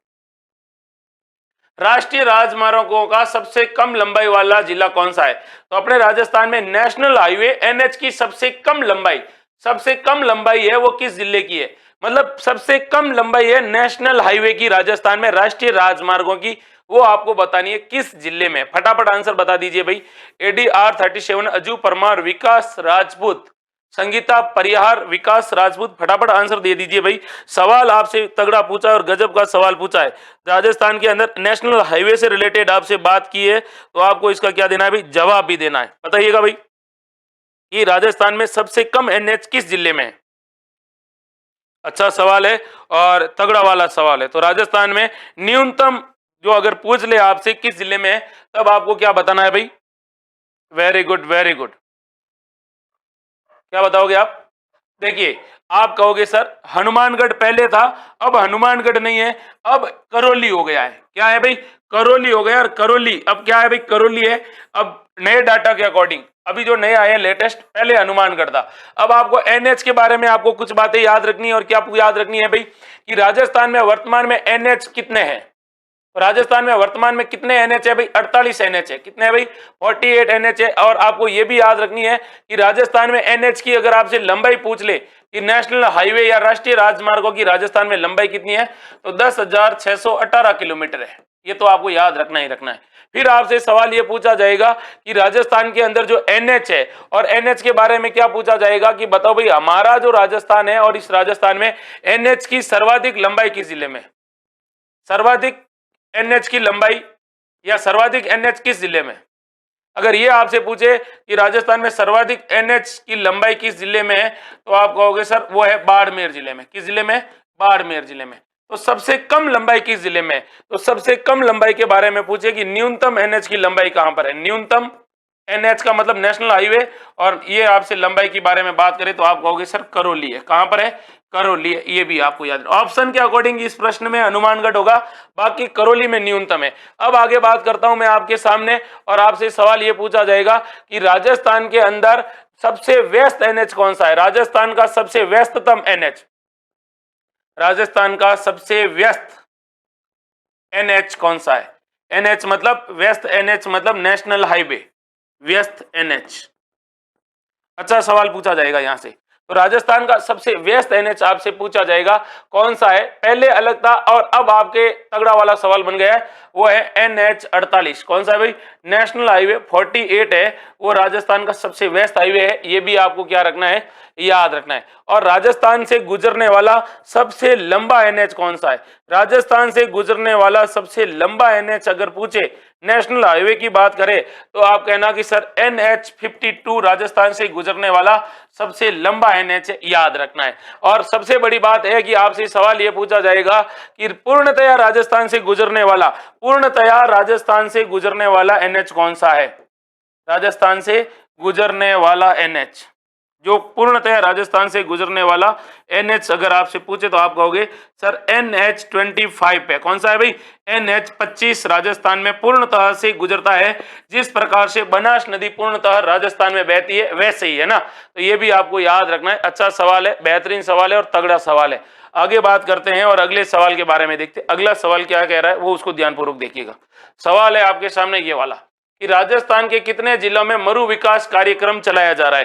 तो राजस्थान के अंदर एक कार्यक्रम चलाया जा रहा है मरुस्थल से रिलेटेड, जिसका नाम है मरु विकास कार्यक्रम। और मरु विकास कार्यक्रम कितने जिलों में संचालित है? ये सवाल मैं आपको बता दूं, RS प्री में, UPSC में, second grade, first grade, Rajasthan police, मतलब ऐसा कोई एग्जाम ही नहीं छोड़ा है जिसके अंदर ये सवाल नहीं पूछा गया है कि राजस्थान में मरु विकास कार्यक्रम कितने जिलों में संचालित है। या फिर पूछा जाता है कि ये जो मरु विकास कार्यक्रम है ये कब शुरू किया गया था, किसके कितने जिलों में है। कई बार ये पूछा जाता है कि बताओ भाई कौन से जिले में नहीं है। तो इस प्रकार के भी आपके क्या पूछे जाते हैं भाई, सवाल पूछे जाते हैं। तो बताइए, आपको बताना है राजस्थान के अंदर मरु विकास कार्यक्रम है वो कितने जिलों में संचालित है। अच्छा सवाल है और तगड़ा वाला सवाल है और गजब का सवाल है। बताइएगा भाई, राजस्थान में मरु विकास कार्यक्रम है वो आपसे पूछा है। वेरी गुड, बताइएगा भाई।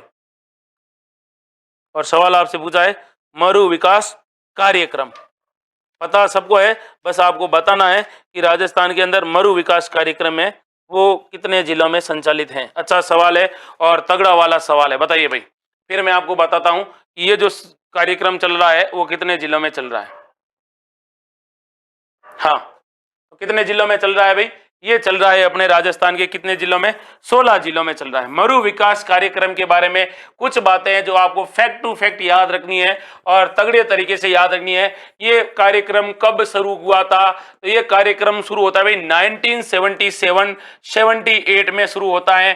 फिर आपसे सवाल पूछा जाएगा इस कार्यक्रम के बारे में, बताइए भाई कितने जिलों में संचालित है। तो ये 16 जिलों में संचालन हो रहा है। इसका संचालन कितने जिलों में हो रहा है भाई? तो इसका संचालन हो रहा है भाई 16 जिलों में। पहली बात तो ये याद रखना है।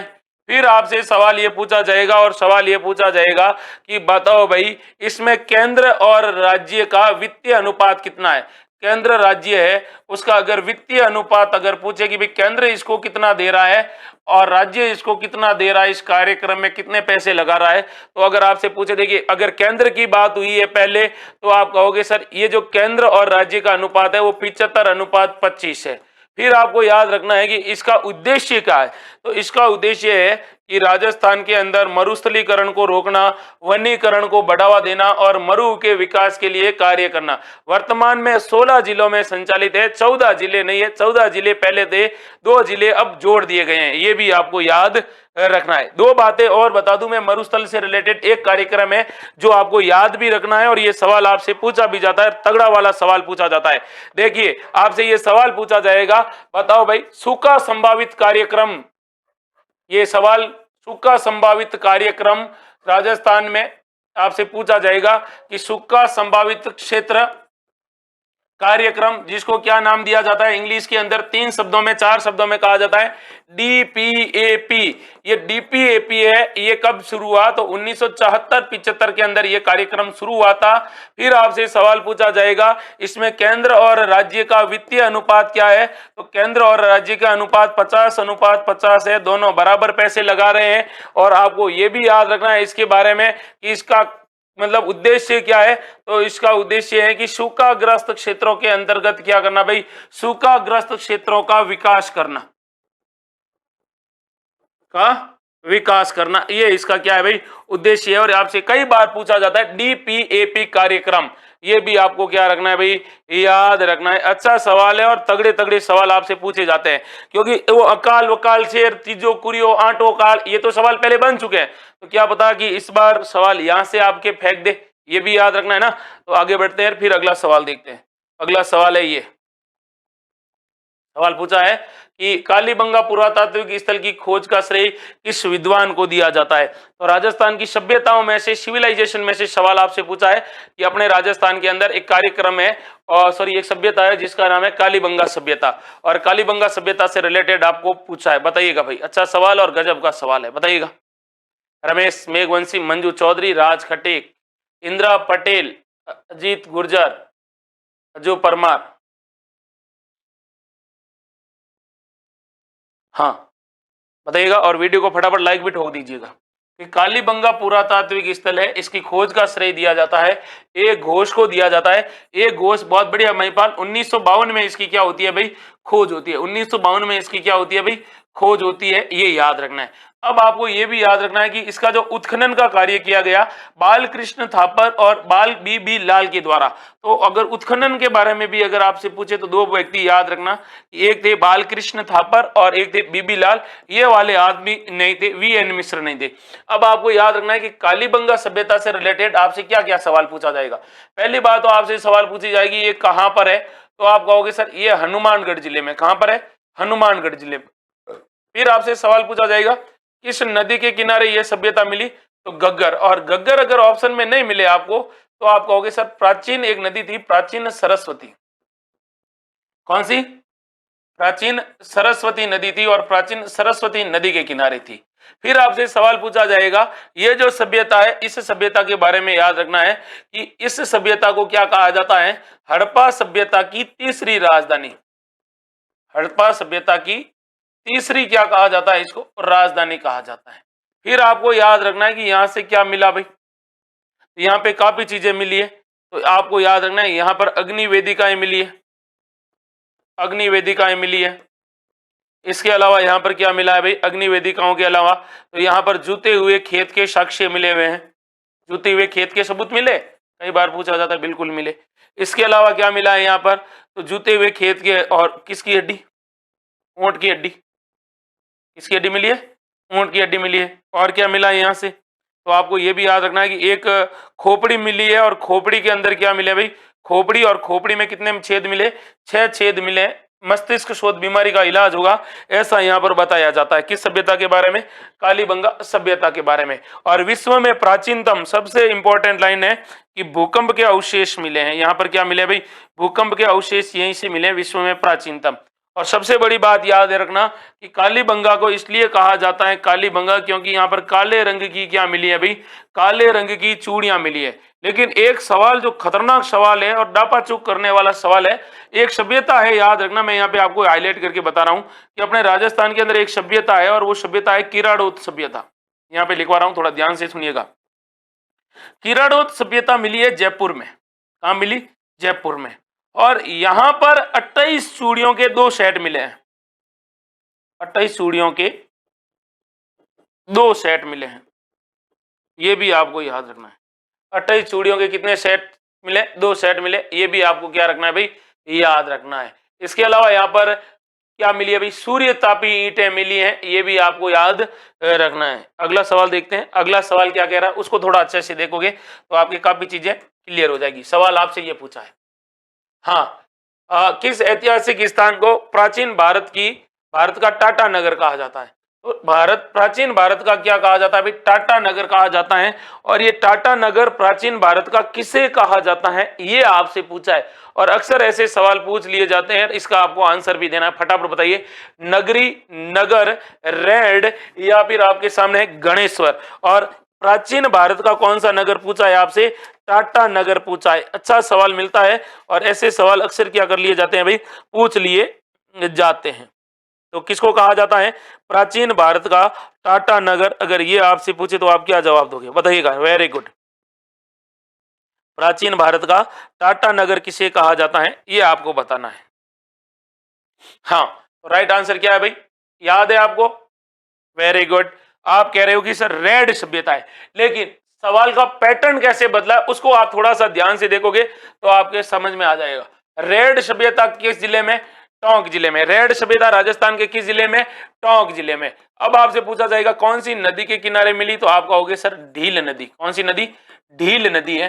फिर आपसे सवाल पूछा जाएगा कि इसका जो उत्खनन किसके द्वारा किया गया था, तो इसका उत्खनन कर किया गया था, एक व्यक्ति थे जिनका नाम था केदारनाथ पुरी। कौन से पुरी? केदारनाथ पुरी द्वारा किया गया था। फिर आपसे सवाल पूछा जाएगा यहां से क्या मिले, तो याद रखना है कि यहाँ पर यूनानी और इंडोनेशियन जो शासक थे उनके क्या मिले? सिक्के मिले। और आपको ये भी याद रखना है इसके बारे में कि यहाँ पर क्या मिले? लोहे के क्या मिले भाई? विशाल भंडार। और लोहे के विशाल भंडार मिलने के कारण इसको क्या कहा गया है? प्राचीन भारत का टाटा नगर कहा गया है। क्या कहा गया है?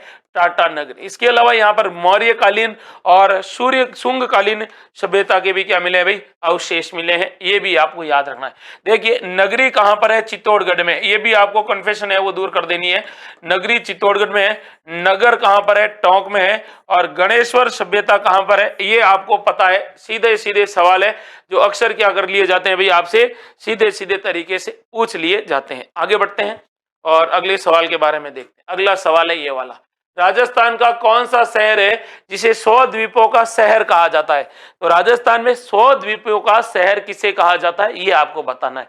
4 ऑप्शन है, करौली, धौलपुर, बारां या बांसवाड़ा। अच्छा सवाल पूछा है और तगड़ा वाला सवाल पूछा है। फटाफट इसका आपको क्या बताना है? आंसर बताना है कि 100 द्वीपों का शहर। अच्छा सवाल है, बताइएगा। Very good. 100 द्वीपों का शहर किसे कहा जाता है भाई? हाँ, बढ़िया आंसर दिया है। 100 द्वीपों का शहर कहा जाता है बांसवाड़ा को। किसको कहा जाता है? बांसवाड़ा को कहा जाता है। राजस्थान का सबसे दक्षिणतम जिला पूछे, राजस्थान का दक्षिणतम अगर कोई जिला है तो वो भी याद रखना, दक्षिणतम जिला। फिर ये जो इसकी जो जलवायु है वो किसकी कैसी है भाई? इसकी जलवायु है उष्ण, क्योंकि यहां से कौन सी रेखा निकलती है भाई? कर्क रेखा निकलती है। यहां पर सूर्य की किरणें कैसी पड़ती है? सूर्य किरणें यहां से पर पड़ती है, किरणें पड़ती है सीधी। सूर्य की किरणें यहां पर कैसी पड़ती है भाई? सीधी पड़ती है। फिर आपको बांसवाड़ा के बारे में क्या याद रखना है कि भाई ये जो बांसवाड़ा जिला है, इस बांसवाड़े जिले के बारे में ऐसा कहा जाता है कि इसे कहा जाता है मानसून का प्रवेश द्वार। मानसून का कैसा द्वार? प्रवेश द्वार कहते हैं। ये भी आपको याद रखना है। और सर्वाधिक सर्वाधिक एसटी जनसंख्या प्रतिशत, एसटी जनसंख्या का जो प्रतिशत है वो भी कहां पर है? वो इस जिले में है। याद रखने ऐसे सवाल, सीधे सीधे सवाल आपसे पूछे जा सकते हैं।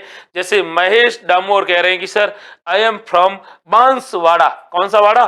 बांसवाड़ा। ये भी याद रखना है। आगे बढ़ते हैं और अगले सवाल के बाद बात करते हैं ये वाला कि राजपुताने का अबुल फजल किसे कहा जाता है? अच्छा सवाल पूछा है। 4 ऑप्शन है, बांकी दास को, मोहनोत नैणसी को, सूर्यमल मिश्रण को, बीटू सुजा को। बीटू सुजा ने तो एक पुस्तक लिखी थी, आपको पता है, रणमल छंद। कई बार पूछा जाता है रणमल छंद के लेखक कौन है? बीटू सुजा है। सूर्यमल मिश्रण जिनको वीर रसावतार कहा जाता है, कौन सा अवतार कहा जाता है? वीर रसावतार कहा जाता है। मोहनोत नैणसी और उसके बाद आपके सामने बांकी दास। तो याद रखना है मोहनोत नैणसी के बारे में अच्छे अच्छे सवाल पूछे जाएंगे कि ये मारवाड़ के शासक थे जिनका नाम था जसवंत सिंह। और मारवाड़ शासक जसवंत सिंह प्रथम के ये क्या थे भाई? जसवंत सिंह प्रथम के ये दीवान थे। क्या थे भाई? इनके दरबार में क्या थे? दीवान थे। पहली बात तो ये याद रखना है। फिर आपको याद रखना है कि इन्होंने 2 ग्रंथ लिखे थे। कौन सा ग्रंथ लिखा था? एक तो लिखा था इन्होंने नैणसीरी ख्यात। किसकी ख्यात? नैणसीरी ख्यात, जो राजस्थान की सबसे प्राचीन ख्यात मानी जाती है। और एक लिखा था इन्होंने मारवाड़रा परगनारी विगत। मारवाड़रा परगनारी विगत भी लिखा था। और क्या कहा जाता है इनको? इनको कहा जाता है कि राजस्थान का गजेटियर कहा जाता है। राजस्थान का गजेटियर कहा जाता है। ये भी आपको क्या रखना है भाई? याद रखना है। किसको? मोहनोत नैणसी को, है ना। आगे बढ़ते हैं, अगले सवाल की तरफ देखते हैं। अगला सवाल क्या कह रहा है? अगला सवाल भी तगड़ा सवाल है और आपसे पूछ रहा है और ये पूछ रहा है कि कौन सा ग्रंथ गीत गोविंद के रचयिता है? सॉरी, कौन या प्रसिद्ध ग्रंथ गीत गोविंद के लेखक कौन है? तो गीत गोविंद के लेखक आपको बताना है जयचंद्र सूरी, सारंगधर, जयदेव या दलपत विजय। और इसका आंसर आपको सीधे सीधे बताना है। फटाफट आंसर बताइएगा भाई। सवाल अच्छा है, इसका बेहतरीन तरीके से आपको क्या देना है भाई, आंसर भी देना है। और जिन्होंने वीडियो को अभी तक क्या नहीं किया भाई, लाइक नहीं किया है, वो फटाफट इस वीडियो को लाइक भी ठोक दीजिए, क्योंकि सवाल के पास में ही आपको अच्छे अच्छे क्या मिल रहे हैं भाई, सवाल मिल रहे हैं। फटाफट आंसर बताइए भाई, अच्छा सवाल, गजब का सवाल है। हाँ, विकास राजपूत, राज खटीक, नीतिका शर्मा। बेहतरीन सवाल है कि इसके लेखक थे जयदेव। कौन थे भाई, जयदेव थे, ये भी आपको याद रखना है। दलपत विजय ने कौन सा लिखा था, खुमान रासो लिखा था। कौन सा रासो लिखा था, खुमान रासो लिखा था, ये भी आपको याद रखना है। और जय सिंह सूरी ने लिखा था हमीर मद मर्दन, हमीर मद मर्दन लिखा था। तो फिर इन्होंने कौन सा लिखा था, तो इन्होंने लिखा था हमीर रासो। हमीर रासो लिखने वाले कौन थे भाई, तो वो थे सारंगधर। और जयदेव ने लिखा था गीत गोविंद। आगे बढ़ते हैं और अगले सवाल को देखते हैं। अगला सवाल है ये वाला, सुनहरी कोठी के लिए प्रसिद्ध स्थान है। तो सुनहरी कोठी है, उसके लिए कौन सा स्थान प्रसिद्ध है, अर्थात सुनहरी कोठी अपने राजस्थान में कहां पर है, ये आपसे सवाल पूछा है और गजब का सवाल पूछा है। चार ऑप्शन है आपके सामने कि टोंक में है, उदयपुर में है, कोटा में है या फिर जयपुर में है। और सवाल अच्छा पूछा है, सुनहरी कोठी राजस्थान के किस जिले में है, टोंक, उदयपुर, कोटा या फिर अजमेर। अच्छा सवाल है। और कई बार यह पूछा जाता है कि भाई इसके लेखक कौन थे, इसके रचयिता कौन थे। तो आपको बताना है सुनहरी कोठी अपने राजस्थान के अंदर कहां पर है। अच्छा सवाल पूछा है और गजब का सवाल पूछा है, बताइएगा भाई। हाँ, सुनहरी कोठी नवाब वजीरुद्दौला ने इसका क्या करवाया था, 1824 में निर्माण करवाया था। मतलब ये कहां पर है, टोंक में। सुनहरी कोठी के बारे में आपसे पूछे कि इसके निर्माता कौन थे, तो इसके निर्माता के बारे में आप कहोगे सर निर्माता थे नवाब वजीरुद्दौला। नवाब वजीरुद्दौला इसके क्या थे, निर्माता थे, अर्थात इसके क्या थे, बिल्डर थे। फिर आपसे सवाल ये पूछा जाएगा कि बताओ भाई इसकी दूसरी मंजिल का निर्माण किसने करवाया था। तो पहली मंजिल का निर्माण तो नवाब वजीरुद्दौला ने करवाया, दूसरी मंजिल का निर्माण करवाया मोहम्मद इब्राहिम अली ने, मोहम्मद इब्राहिम अली ने करवाया था। ये भी आपको याद रखना है, दो लोगों ने इसका निर्माण करवाया था, पूरा मोहम्मद इब्राहिम अली ने करवाया था। कहते हैं कि इसका पुराना नाम पूछा जाएगा, पुराना नाम, अभी इसको क्या कहा जाता है भाई, सुनहरी कोठी कहा जाता है, लेकिन पुराना नाम था इसका जरगिनार। कौन सी गिनार, जरगिनार इसका प्राचीन नाम था। सबसे बड़ी बात यह है कि इसकी दीवार और छत है, दीवार व छत पर क्या की गई है भाई, छत पर, दीवार व छत पर क्या की गई है भाई, आपको याद रखना है पच्चीकारी व स्वर्णिम, स्वर्णिम क्या की गई, स्वर्णिम बोले तो सोने की, स्वर्णिम, स्वर्णिम पच्चीकारी और मीनाकारी की गई है, पच्चीकारी भी की गई है और मीनाकारी भी की गई है। ये भी आपको याद रखना है। अच्छे अच्छे सवाल है जो आपसे सीधे सीधे पूछे जाते हैं। और यहाँ पर कहते हैं किसकी बलि दी जाती थी, ऊंट की बलि दी जाती थी, ये भी याद रखना है। सुनहरी कोठी टोंक में ऊंट की क्या दी जाती थी, बलि दी जाती थी। कब, ईद के दिन, ईद होती ना कुर्बानी ईद, उस दिन यहाँ पर क्या दी जाती थी, ऊंट की बलि भी दी जाती थी। आगे बढ़ते हैं, अगले सवाल को देखते हैं। अगला सवाल है, अच्छा सवाल है, तगड़ा सवाल है, देखिएगा। सवाल है ये, जालोर में चौहान राज्य का संस्थापक कौन था। तो जालोर में चौहान राज्य का संस्थापक कौन था, ये आपको बताना है। अच्छा सवाल पूछा है और गजब का सवाल पूछा है। वासुदेव, लुम्बा, कीर्तिपाल या पृथ्वीराज। अच्छा सवाल, गजब का सवाल है, बता दीजिए भाई। हाँ,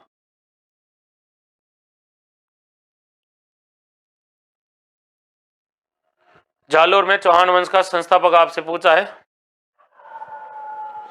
तो देखिए ये वासुदेव था, ये तो सांबर में चौहान वंश की स्थापना करता है, सांबर में।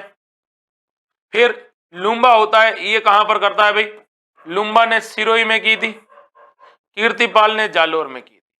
कीर्तिपाल के बारे में एक लाइन कही जाती है कि कीर्तिपाल ने मेवाड़ के जो शासक थे जिनका नाम था समर सिंह, मेवाड़ शासक जिनका नाम था समर सिंह, और समर सिंह से इन्होंने क्या वसूला था भाई, समर सिंह से कर वसूला था, कर वसूला था। ठीक, फिर इनके बारे में एक बात और याद रखना है कि नैणसी का नाम तो सुना ही होगा, मुणोत नैणसी, और मुणोत नैणसी ने इनको वीर राजा की उपाधि दी थी, यानी इनको क्या कहा था, वीर राजा कहा था। और ये पहले कहाँ पे रहते थे, तो पहले ये पाली के अंदर नाडोल में रहते थे, नाडोल में ये यहां तक जाते हैं ना। आगे बढ़ते हैं और अगले सवाल को ध्यानपूर्वक देखिएगा भाई।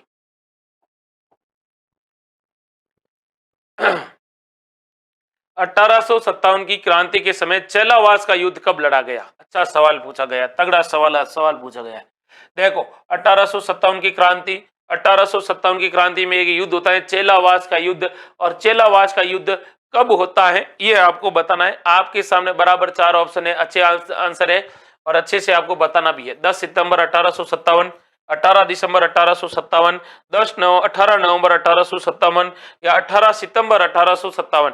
सवाल क्या पूछा है कि आपसे ये सवाल एकदम सीधा सीधा पूछा गया है, और पूछा है चेलावास का युद्ध कब लड़ा गया था। 1857 का रिवॉल्यूशन आप लोगों ने पढ़ रखा है, तो यहां से आपका सवाल बनता है और तगड़ा वाला सवाल बनता है, और इतना अच्छा सवाल बनता है कि आपको इसका क्या बताना होगा भाई, आंसर भी बताना होगा। बताइएगा। Very good. हाँ, सवाल आपसे क्या पूछा है, चेलावास का युद्ध है वो कब लड़ा जाता है, बताइएगा। Very good, very good, very good. तो आपको ये याद रखना है, ये कब लड़ा गया भाई, ये लड़ा गया था 18 सितंबर के दिन, 18 सितंबर के दिन लड़ा गया था। और 10 सितंबर के दिन लड़ा गया था, वो तो लड़ा गया था बिथोड़ा का युद्ध। कौन सा युद्ध लड़ा गया था, बिथोड़ा का युद्ध।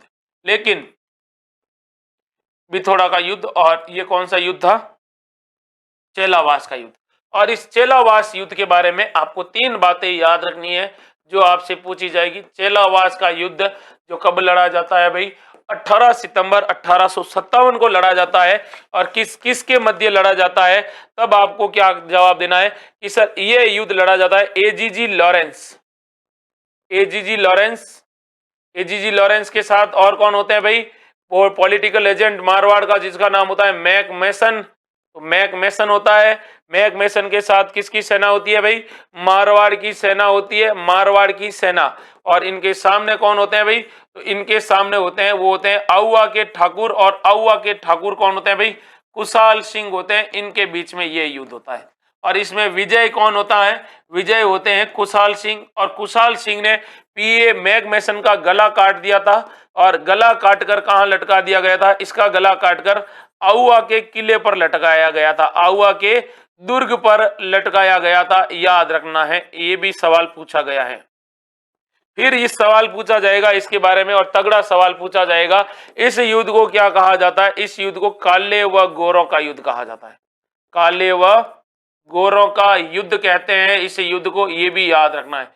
फिर आपसे क्या सवाल पूछा जाएगा इसके बारे में, और इसके बारे में तगड़ा सवाल ये पूछा जाएगा कि इस युद्ध के अंदर विजय किसकी होती है, तो विजय होती है आउवा के ठाकुर। और आउवा के ठाकुरों की सहायता कौन सी क्रांति, मतलब कौन सी छावनी ने की थी, एरनपुरा छावनी ने की थी, ये भी आपको याद रखना है भाई। आगे बढ़ते हैं और अगले सवाल की तरफ बढ़ते हैं। अगला सवाल क्या कह रहा है उसको ध्यानपूर्वक देखिएगा। ये सवाल है, मारवाड़ प्रजामंडल के प्रथम अध्यक्ष कौन थे। अच्छा सवाल पूछा है, तगड़ा वाला सवाल पूछा है।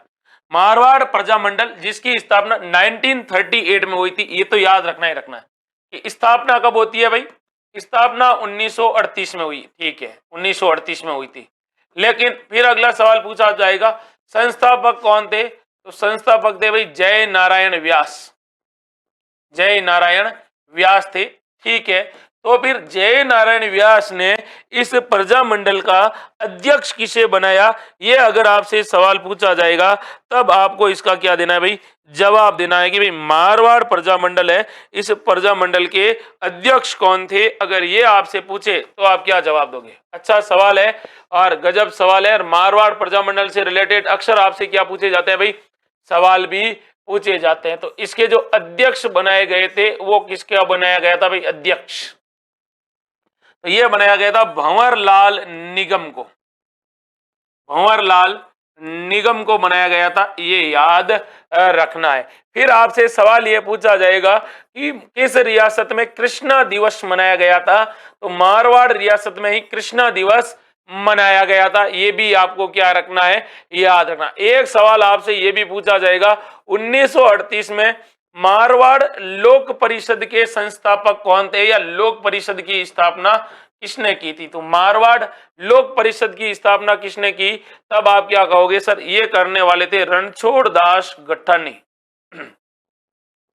कौन से टानी? रणछोड़ दास गट्टानी। ये भी आपको क्या रखना है, याद रखना है। फिर आपसे पूछा जाएगा कि चंडावल कांड कब हुआ था? कौन सा? चंडावल की घटना कब हुई, चंडावल हत्याकांड कब हुआ, या चंडावल कांड के बारे में अगर आपसे पूछे तो आप क्या जवाब दोगे? 28 मार्च 1942 को मारवाड़ रियासत के अंदर हुआ था। और ये कहां पर हुआ था?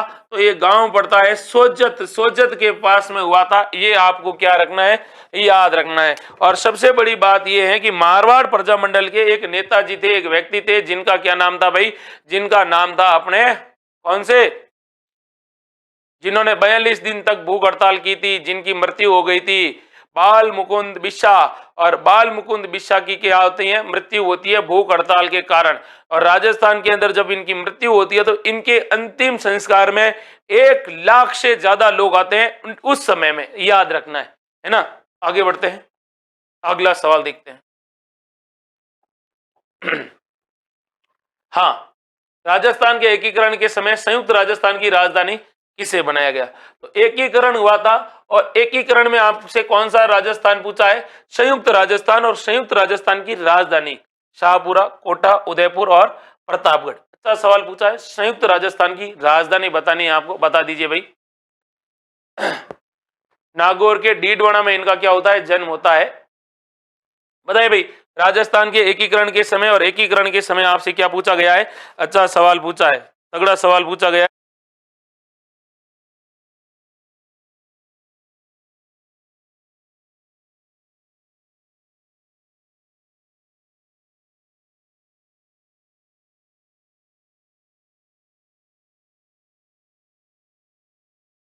सवाल आपसे पूछा है, संयुक्त राजस्थान की राजधानी किसे बनाया गया था? अच्छा सवाल पूछा है, तगड़ा सवाल पूछा है। संयुक्त राजस्थान का गठन होता है 18 अप्रैल 1948 को। 18 अप्रैल 1948 को इसका गठन होता है। पहली बात तो ये याद रखना है, 1948, 18 अप्रैल 1948। राजधानी उदयपुर बनाई गई थी। तब आपको याद रखना है कि इसके अंदर क्या होता है भाई? तो इसके अंदर पूर्व राजस्थान, पूर्व राजस्थान के अंदर किसका विलय होता है? उदयपुर का विलय होता है। सबसे बड़ी बात यह होगी कि बताइए भाई, इसका पीएम किसे बनाया गया था? तो माणिक्यलाल वर्मा को, कई बार पूछा जाता है। और माणिक्यलाल वर्मा को इनका पीएम बनाया गया था इस तीसरे चरण का, और इसकी सिफारिश की गई थी पंडित नेहरू के द्वारा। फिर आपसे सवाल यह पूछा जाएगा, राज प्रमुख किसे बनाया गया? राज प्रमुख महाराणा भूपाल सिंह को बनाया गया था, जो मेवाड़ यानी उदयपुर के शासक थे। महाराणा भूपाल सिंह मेवाड़ के शासक थे। फिर आपसे पूछा जाएगा, तो फिर बताओ उपराज प्रमुख किसे बनाया गया था? उपराज प्रमुख बनाया गया था भीम सिंह को। और भीम सिंह कहाँ के थे भाई? भीम सिंह थे कोटा के। कहाँ के? कोटा के थे। फिर आपसे सवाल ये पूछा जाएगा कि बताओ भाई, ये जो राजस्थान के अंदर ये जो तीसरा चरण था, इसका उद्घाटन करता कौन थे? सबसे इंपॉर्टेंट बात है। तो ये है भाई जवाहरलाल नेहरू। कौन थे भाई? जवाहरलाल नेहरू ने इसका क्या किया था? उद्घाटन किया था। अच्छा सवाल है और तगड़ा सवाल है। सवाल ऐसे पूछे जाते हैं और यही सवाल पूछते हैं भाई, है ना। आगे बात करते हैं और अगले सवाल के बारे में बात करते हैं।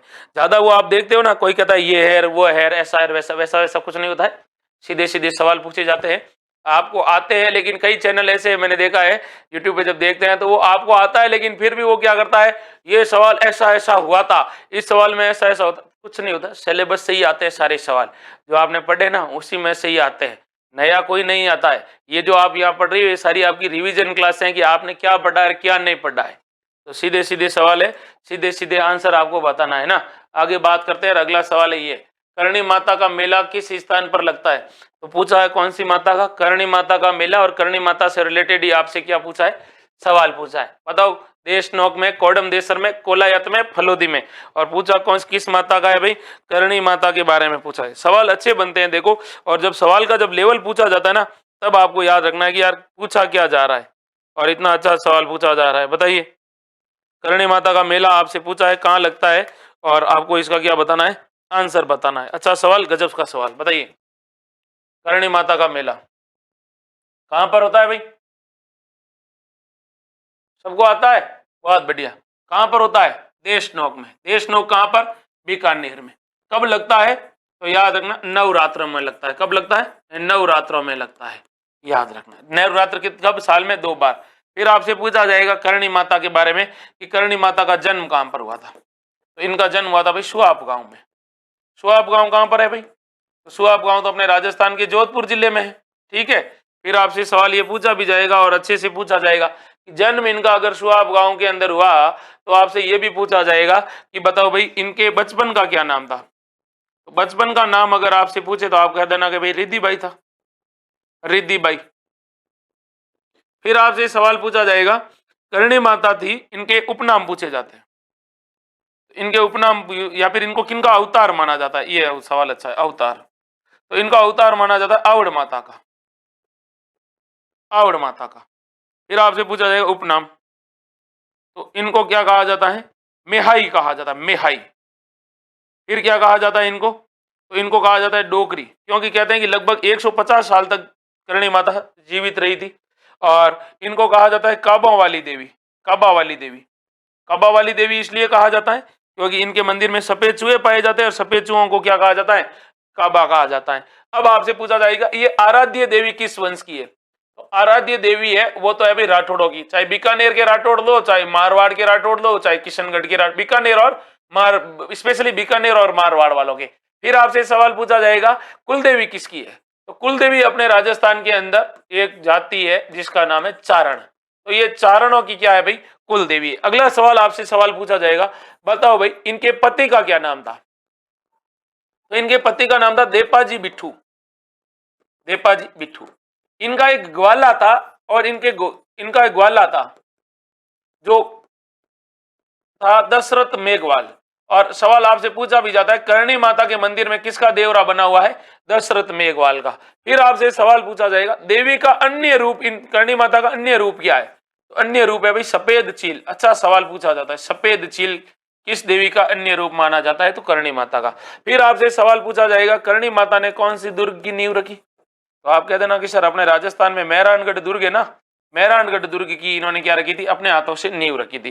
फिर आपसे सवाल पूछा जाएगा कि बताओ भाई करणी माता के मंदिर में 2 कढ़ाई रखी गई है। क्या रखी गई है? कढ़ाई। और कढ़ाई का नाम क्या है? तो श्रावण और भादवा। और इनके मंदिर में विश्व का सबसे ऊंचा दीपक रखा गया है, विश्व का सबसे बड़ा, सबसे बड़ा चांदी का दीपक रखा गया है। चांदी का इसमें क्या रखा गया है? दीपक रखा गया है। फिर आपको यह भी याद रखना है करणी माता के बारे में कि बताओ भाई करणी माता मंदिर के बारे में ये सवाल अच्छा भी पूछा जाएगा और तगड़ा वाला सवाल पूछा जाएगा कि करणी माता का जो मंदिर है, इस मंदिर के पास में ही करणी माता का क्या बना हुआ है? पैनोरमा। तो सवाल पूछा जाएगा करणी माता का पैनोरमा कहां पर है? तो करणी माता का पैनोरमा भी कहां पर है भाई? देशनोक में। ये सारे कहीं ना कहीं सवाल अक्सर हर प्रतियोगी परीक्षाओं में इस प्रकार से क्या कर लिए जाते हैं भाई? पूछ लिए जाते हैं। आगे बढ़ते हैं और अगले सवाल के बारे में बात करते हैं। अगला सवाल क्या कह रहा है उसको ध्यानपूर्वक सुनिएगा। सवाल है ये वाला कि निम्न में से सुमेलित करना है भाई। सुमेलित क्या करना है आपको कि एक तरफ तो आपके सामने आभूषण दे रखे हैं और एक तरफ अंग दे रखे हैं। अब आपको इसका सही आंसर बताना है, अच्छे से बताना है ना। तो याद रखना है रखन। देखिए रखन एक आभूषण है जो कहां पर पहना जाता है। अगर फुल स्क्रीन में देखोगे तो फुल स्क्रीन में भी आपको ये दिख जाएगा। हाँ, तो देखिए एक तरफ तो आपके सामने दे रखा है रखन, कंडोर, कंडोर तिमड़िया और सांकली। अब इसका आंसर बताना है। अगर आप ऑप्शन मिलाओगे तो भी आपका हो जाएगा, एग्जैक्ट सही आंसर हो जाएगा। तो कौन बता रहा है भाई? दो बता रहा है भाई, 2 3 4 1 है। तो देखिए रखन, रखन हमेशा कहां पर पहना जाता है? दांत में। तो दांत में पहना जाता है रखन। ए में 2 किस में आ रहा है भाई? ए में 2 किस में आ रहा है भाई? रखन। फिर कंदोर, कंदोर है भाई कमर में। तिमड़िया कहां पर पहना जाता है भाई? गले में। और सांकली होती है मस्तक में। तो ए में क्या आ रहा है? सबसे पहले 2 किस में आ रहा है? 2 किस में ही नहीं आ रहा है, ऐसे कैसे हो रहा है भाई? तो इसमें ये आपके राइट आंसर हो रहे हैं, ध्यान से सुनिएगा। ए में क्या आ रहा है? अ में 2 आ रहा है, अ में क्या आ रहा है? 2 आ रहा है। इसमें किसी में आ ही नहीं रहा है ना, मिस्टेक है।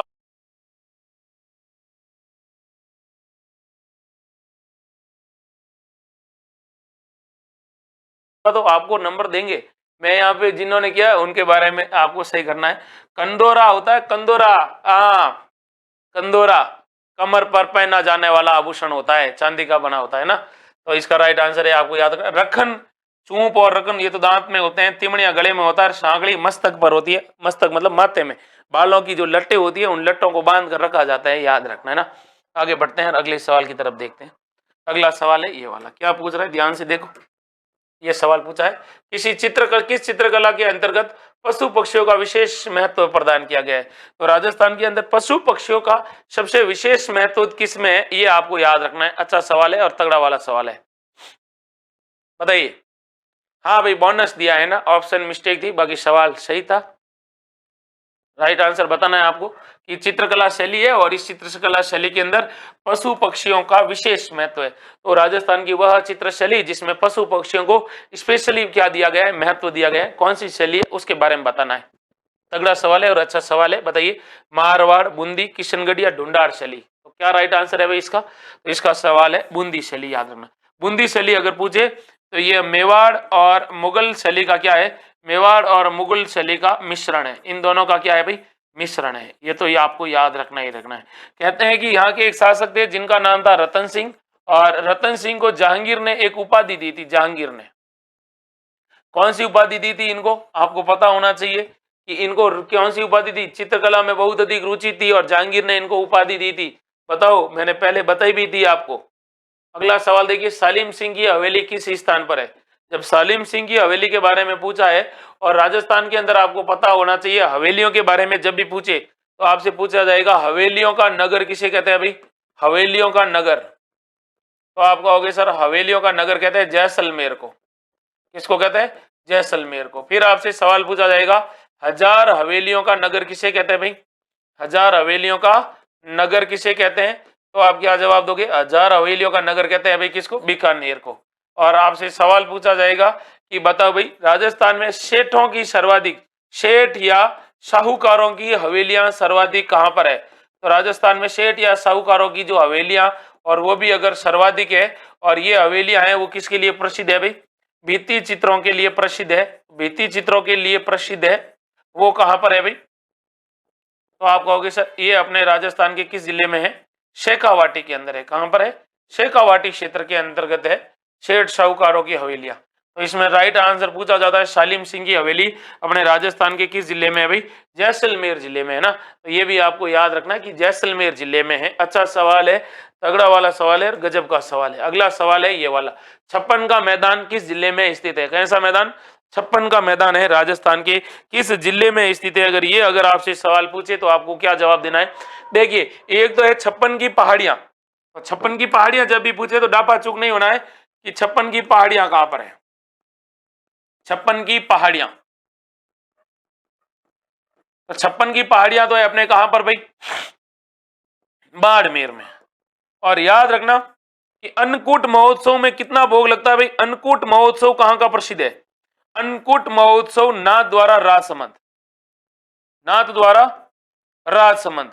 और इस अन्नकूट महोत्सव नाथ द्वारा राजसमंद के अंदर आपको पता होना चाहिए कितने भोग लगते हैं भाई, 56 भोग लगते हैं। कितने, 56 भोग अलग है, 56 की पहाड़ियां अलग है, और 56 का मैदान राजस्थान के दक्षिणी भाग में है, राजस्थान के दक्षिणी भाग में है। ये भी आपको याद रखना है क्योंकि सवाल अक्सर आपको इस प्रकार के मिलने वाले हैं। फिर देखिएगा अपन एक सवाल और देख लेते हैं, आशापुरा माता किस वंश की आराध्य देवी है। तो आशापुरा माता है वो किस वंश की आराध्य देवी है, किस वंश की आराध्य देवी है। कैसी देवी, कुल देवी नहीं है, यहाँ पे मैंने आपको दिया है आशापुरा माता। वैसे आशापुरा माता के बारे में सीधा सवाल बढ़िया है, कुल देवी है। हाँ आशापुरा माता, देखिए आशापुरा माता का मंदिर कहां कहां पर बना हुआ है। एक तो अपने फलोदी के अंदर बना हुआ है, एक तो ये बिस्सा जाति की कुल देवी आशापुरा माता, बिस्सा जाति की कुल देवी, बिस्सा जाति की कुल देवी है। और किसकी आराध्य देवी है, चौहानों की आराध्य देवी है, चौहानों की आराध्य देवी है।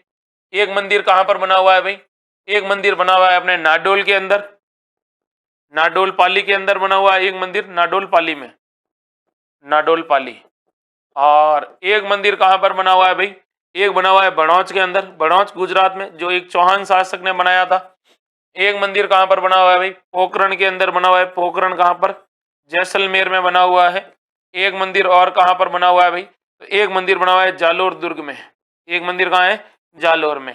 तो ये किसकी है भाई? खींचियों की क्या है? कुलदेवी है। खींचियों की क्या है? कुलदेवी है, ये याद रखना है ना। फिर आप खींचियों की, चौहानों की कैसे हुई यार? आशापुरा माता। चौहानों की कुलदेवी है शाकंभरी माता, शाकंभरी माता। राठौड़ों की है नागणेची माता, और गुहिलों की है वो कौन सी है? बाण माता। देखिए कोई भी वंश होता है, चाहे वो बीकानेर का हो, चाहे आप मारवाड़ का हो, चाहे किशनगढ़ का हो, अगर वंश है और वो एक ही पर्टिकुलर एक ही वंश कहीं पर भी रहे तो उनकी जात जो होती है वो सेम टू सेम होती है, याद रखना। तो ये अपने बात ही ना, कुल देवी हमेशा एक होती है और आराध्य देवी अलग अलग हो सकती है। खींचियों की अगर कुल देवी पूछे तो वो है अपनी कौन सी माता? आशापुरा माता, याद रखना है। सवाल सीधे हैं और अच्छे अच्छे सवाल है। चौहानों की आराध्य देवी है मेरे भाई, कुल देवी नहीं है। चौहानों की क्या है? आराध्य देवी है ना। आगे बात करते हैं और अगले सवाल की तरफ देखते हैं। अगला सवाल है ये वाला, क्या पूछ रहा है? थोड़ा सा सवाल देख लीजिए, अच्छा सवाल था। गौरबंद कहाँ का आभूषण है? मतलब गौरबंद आभूषण कहाँ का है? अच्छा सवाल है और गजब का सवाल है और तगड़ा वाला सवाल है। बताइएगा। जिन्होंने क्लास को लाइक नहीं किया उनको बता दूं, क्लास को लाइक कर दीजिए। कल मैं आपके सामने एक क्लास लेकर आऊंगा जो है ए टू जेड राजस्थान की फ्लैगशिप योजनाएं। राजस्थान की कैसी योजनाएं? सारी की सारी फ्लैगशिप योजनाएं। और मेरी जो कल वाली जो क्लास रहेगी वो आपकी राजस्थान करंट अफेयर से रिलेटेड क्या रहेगी? सवाल रहेगा। और कल का जो करंट रहेगा और कल हमारा जागरण रहेगा। क्या रहेगा भाई? जागरण रहेगा। क्योंकि इस जागरण में आपका क्या होने वाला है? करंट अफेयर का पूरा सुपड़ा साफ भी होने वाला है। तो वैसे तो अगर आपको याद रखना है कि राजस्थान की फ्लैगशिप योजना A to Z, और राजस्थान की सारी फ्लैगशिप योजनाओं को पढ़ेंगे अपन। और आपको मैं ये भी बता देता हूं कि अगर आप हमारे ऑनलाइन कोर्स के माध्यम से हमसे जुड़ना चाहते हैं, तो ऑनलाइन कोर्स के माध्यम से अगर जुड़ना चाहते हैं तो तक्षशिला एकेडमी जोधपुर का जो मोबाइल ऐप है वहां से आप डाउनलोड कर लीजिए ऐप। वहां पे आपको डेली का निःशुल्क करंट मिलेगा, डेली के निःशुल्क टेस्ट मिलते हैं। इसके अलावा आपको अच्छे से अच्छे और राजस्थान के विख्यात विशेषज्ञों से अध्ययन करने का भी मौका मिलेगा, है ना। ये भी आपको याद रखना है। हाँ बताइए भाई। तो ये देखिए, ये अपने ऊंट होता ना, ऊंट, ऊंट के गले का आभूषण होता है। और अगर पूछ ले गोरबंद गीत कहाँ का है, तो गोरबंद गीत है शेखावटी का। गायों ने चरावती न गोरबंद गूतियो, है ना, गोरबंद नखरालो, लड़ली लुमा झुमाए। तो ये भी याद रखना है आपको। अच्छा सवाल है और तगड़ा वाला सवाल है। तो कल मैं आपसे मिलूंगा A to Z राजस्थान की समस्त फ्लैगशिप योजनाओं के साथ, है ना। तो ये भी आपको याद रखना है। फिर देख लेते हैं एक सवाल और है जो आपके सामने है, तगड़ा सवाल है और पूछ रहा है राजस्थान में रेलवे ट्रेनिंग स्कूल। अच्छा सवाल पूछा गया है, राजस्थान में रेलवे ट्रेनिंग स्कूल है वो कहां पर है? अच्छा सवाल है और गजब का सवाल है, आपको बताना भी है। अच्छा सवाल है और तगड़ा वाला सवाल है, फटाफट आंसर बताइएगा भाई। हाँ, और कल की क्लास आप लोगों को सबको अपने स्टेटस पे शेयर भी करनी है ना, शेयर करनी है। तगड़े तगड़े सवाल आएंगे और तगड़े तगड़े आंसर ही आएंगे। और योजनाओं को पढ़ेंगे तो ऐसा पढ़ेंगे कि दूसरी बार पढ़नी नहीं पड़े, है ना। सर टाइम बताओ। टाइम अपना वही होता है भाई, 8 PM। हाँ 8 बजे शुरू हो जाएगी और नोटिफिकेशन आपको मिल जाएगा कल सुबह या फिर आज शाम तक आपको मिल जाएगा। A to Z राजस्थान की फ्लैगशिप योजना है। तो इसका आंसर बताइएगा आप, अभी आपको बताना है। जब भी आपसे पूछे राजस्थान में रेलवे ट्रेनिंग स्कूल है वो कहां पर है? उदयपुर जिले में। कहां पर है? उदयपुर जिले में है, ये याद रखना है। रेलवे ट्रेनिंग स्कूल उदयपुर जिले में। ठीक, अगला सवाल और लास्ट सवाल है, रॉक फॉस्फेट की खान राजस्थान में कहां पर स्थित है? ये आपसे पूछा है। तो एक खनिज है जिसका नाम है रॉक फॉस्फेट, और रॉक फॉस्फेट की आपसे क्या पूछिए? खान पूछिए। फटाफट बता दो और फटाफट इसकी वीडियो को लाइक भी कर दीजिए और इसके आंसर को भी बता दीजिए। राजस्थान के अंदर जब खनिज पढ़ते हैं ना मेरे भाई, तो खनिजों के बारे में आपसे पूछा जाता है कि राजस्थान के अंदर रॉक फॉस्फेट की खान कहां पर है। अच्छे अच्छे सवाल पूछे जाते हैं। राजस्थान के अंदर प्रमुख खनिज संसाधन तो आप लोगों ने पढ़ लिए, तो बताओ रॉक फॉस्फेट की खान कहां पर है? कितना अच्छा सवाल पूछा है, वेरी गुड वेरी गुड। नहीं पता है? अरे पता है, थोड़ा सा दिमाग पर जोर लगाओगे तो आपको पता चल जाएगा कि रॉक फॉस्फेट की खान कहां पर है। राजस्थान में कौन सी खान? रॉक फॉस्फेट की खान। दरीबा पूछा है, अगुचा पूछा है, नाथरा की पाल पूछा है या फिर झामर कोटड़ा पूछा है। यहां पर देखिए खाली बात रॉक फॉस्फेट की खान की नहीं है, रॉक फॉस्फेट की खान से रिलेटेड कितने सवाल बनते हैं वो वाली बात मैंने, और उनसे रिलेटेड कहां पर आप डापाचूक अर्थात कंफ्यूज होते हो, कहां पे दिक्कत होती है, उसके बारे में भी मैं आपसे बात करूंगा। तो आपको बताना है कि इसका राइट आंसर क्या है कि राजस्थान में रॉक फॉस्फेट की खान। अच्छा सवाल पूछा है और तगड़ा वाला सवाल भी पूछा है, आपको इसका आंसर बताना है। तो देखिए जब भी बात होगी और रॉक फॉस्फेट की खान के बारे में आएगी तो देखिए अच्छा सवाल क्या पूछा जाएगा रॉक फॉस्फेट के बारे में। सवाल ये पूछा जाएगा रॉक फॉस्फेट कैसा खनिज है, यह उर्वरक खनिज है। कैसा खनिज है भाई, उर्वरक खनिज है। इसका मतलब इसका उपयोग कहां पर होता है भाई, तो इसका उपयोग है भाई अपने होता है क्या बनाने में, खाद बनाने में होता है। फिर आपको याद रखना है कि इसका उपयोग कहां पर किया जाता है, तो इसका उपयोग होता है भाई लवणीय भूमि होती है ना, उपयोग कहां पर होता है, तो इसका उपयोग होता है लवणीय भूमि में। लवणीय भूमि होती है, लवणीय भूमि जहां पर नमक की मात्रा ज्यादा होती है, तो उसके उपजाऊपन को बढ़ाने के लिए, लवणीय भूमि के उपजाऊपन को क्या करने के लिए, बढ़ाने में इसका क्या होता है भाई, उपयोग होता है बढ़ाने में।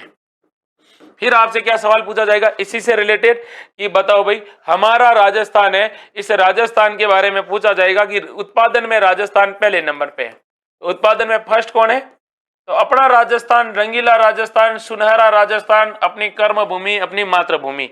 फिर आपसे पूछा जाएगा सर्वाधिक उत्पादन कहां पर होता है, तो सर्वाधिक होता है भाई उदयपुर में। कहां पर होता है, उदयपुर में होता है। फिर आपसे पूछा जाएगा कि बताओ भाई ये जो रॉक फॉस्फेट परिशोधन केंद्र जहां पर इसका क्या होता है भाई शोधन होता है, तो परिशोधन केंद्र कहां पर है, या परिशोधन केंद्र संयंत्र कहां पर है, यह सवाल तगड़ा सवाल है।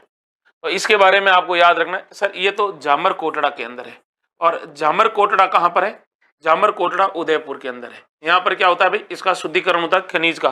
फिर आपसे पूछा जाएगा बताओ भाई ये जो खान है वो किसकी है भाई, ये परिशोधन केंद्र किसका है, RSMML का है, राजस्थान स्टेट माइंस और मिनरल्स लिमिटेड का है।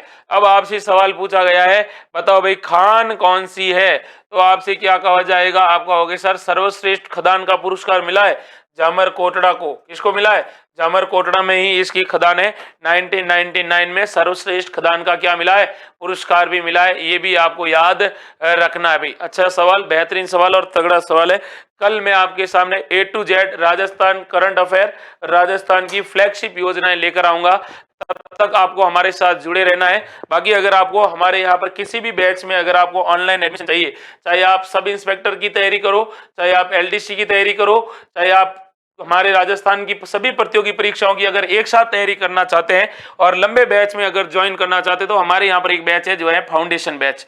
फाउंडेशन बैच में अगर आपको कुछ नहीं आ रहा है तो हमारे लिए सबसे बेस्ट है, क्योंकि अगर आपको कुछ नहीं आ रहा है इसका मतलब हम आपके अंदर वो धार पैदा करेंगे कि जहां पर आप घाव डालोगे वहां पे आप टुकड़े टुकड़े करके निकलोगे। तो ये भी आपको याद रखना है। पेपर किस तरह का करें, तो कल हमारे यहाँ पर कल पेपर एक्सपर्ट सुरेंद्र सर आएंगे।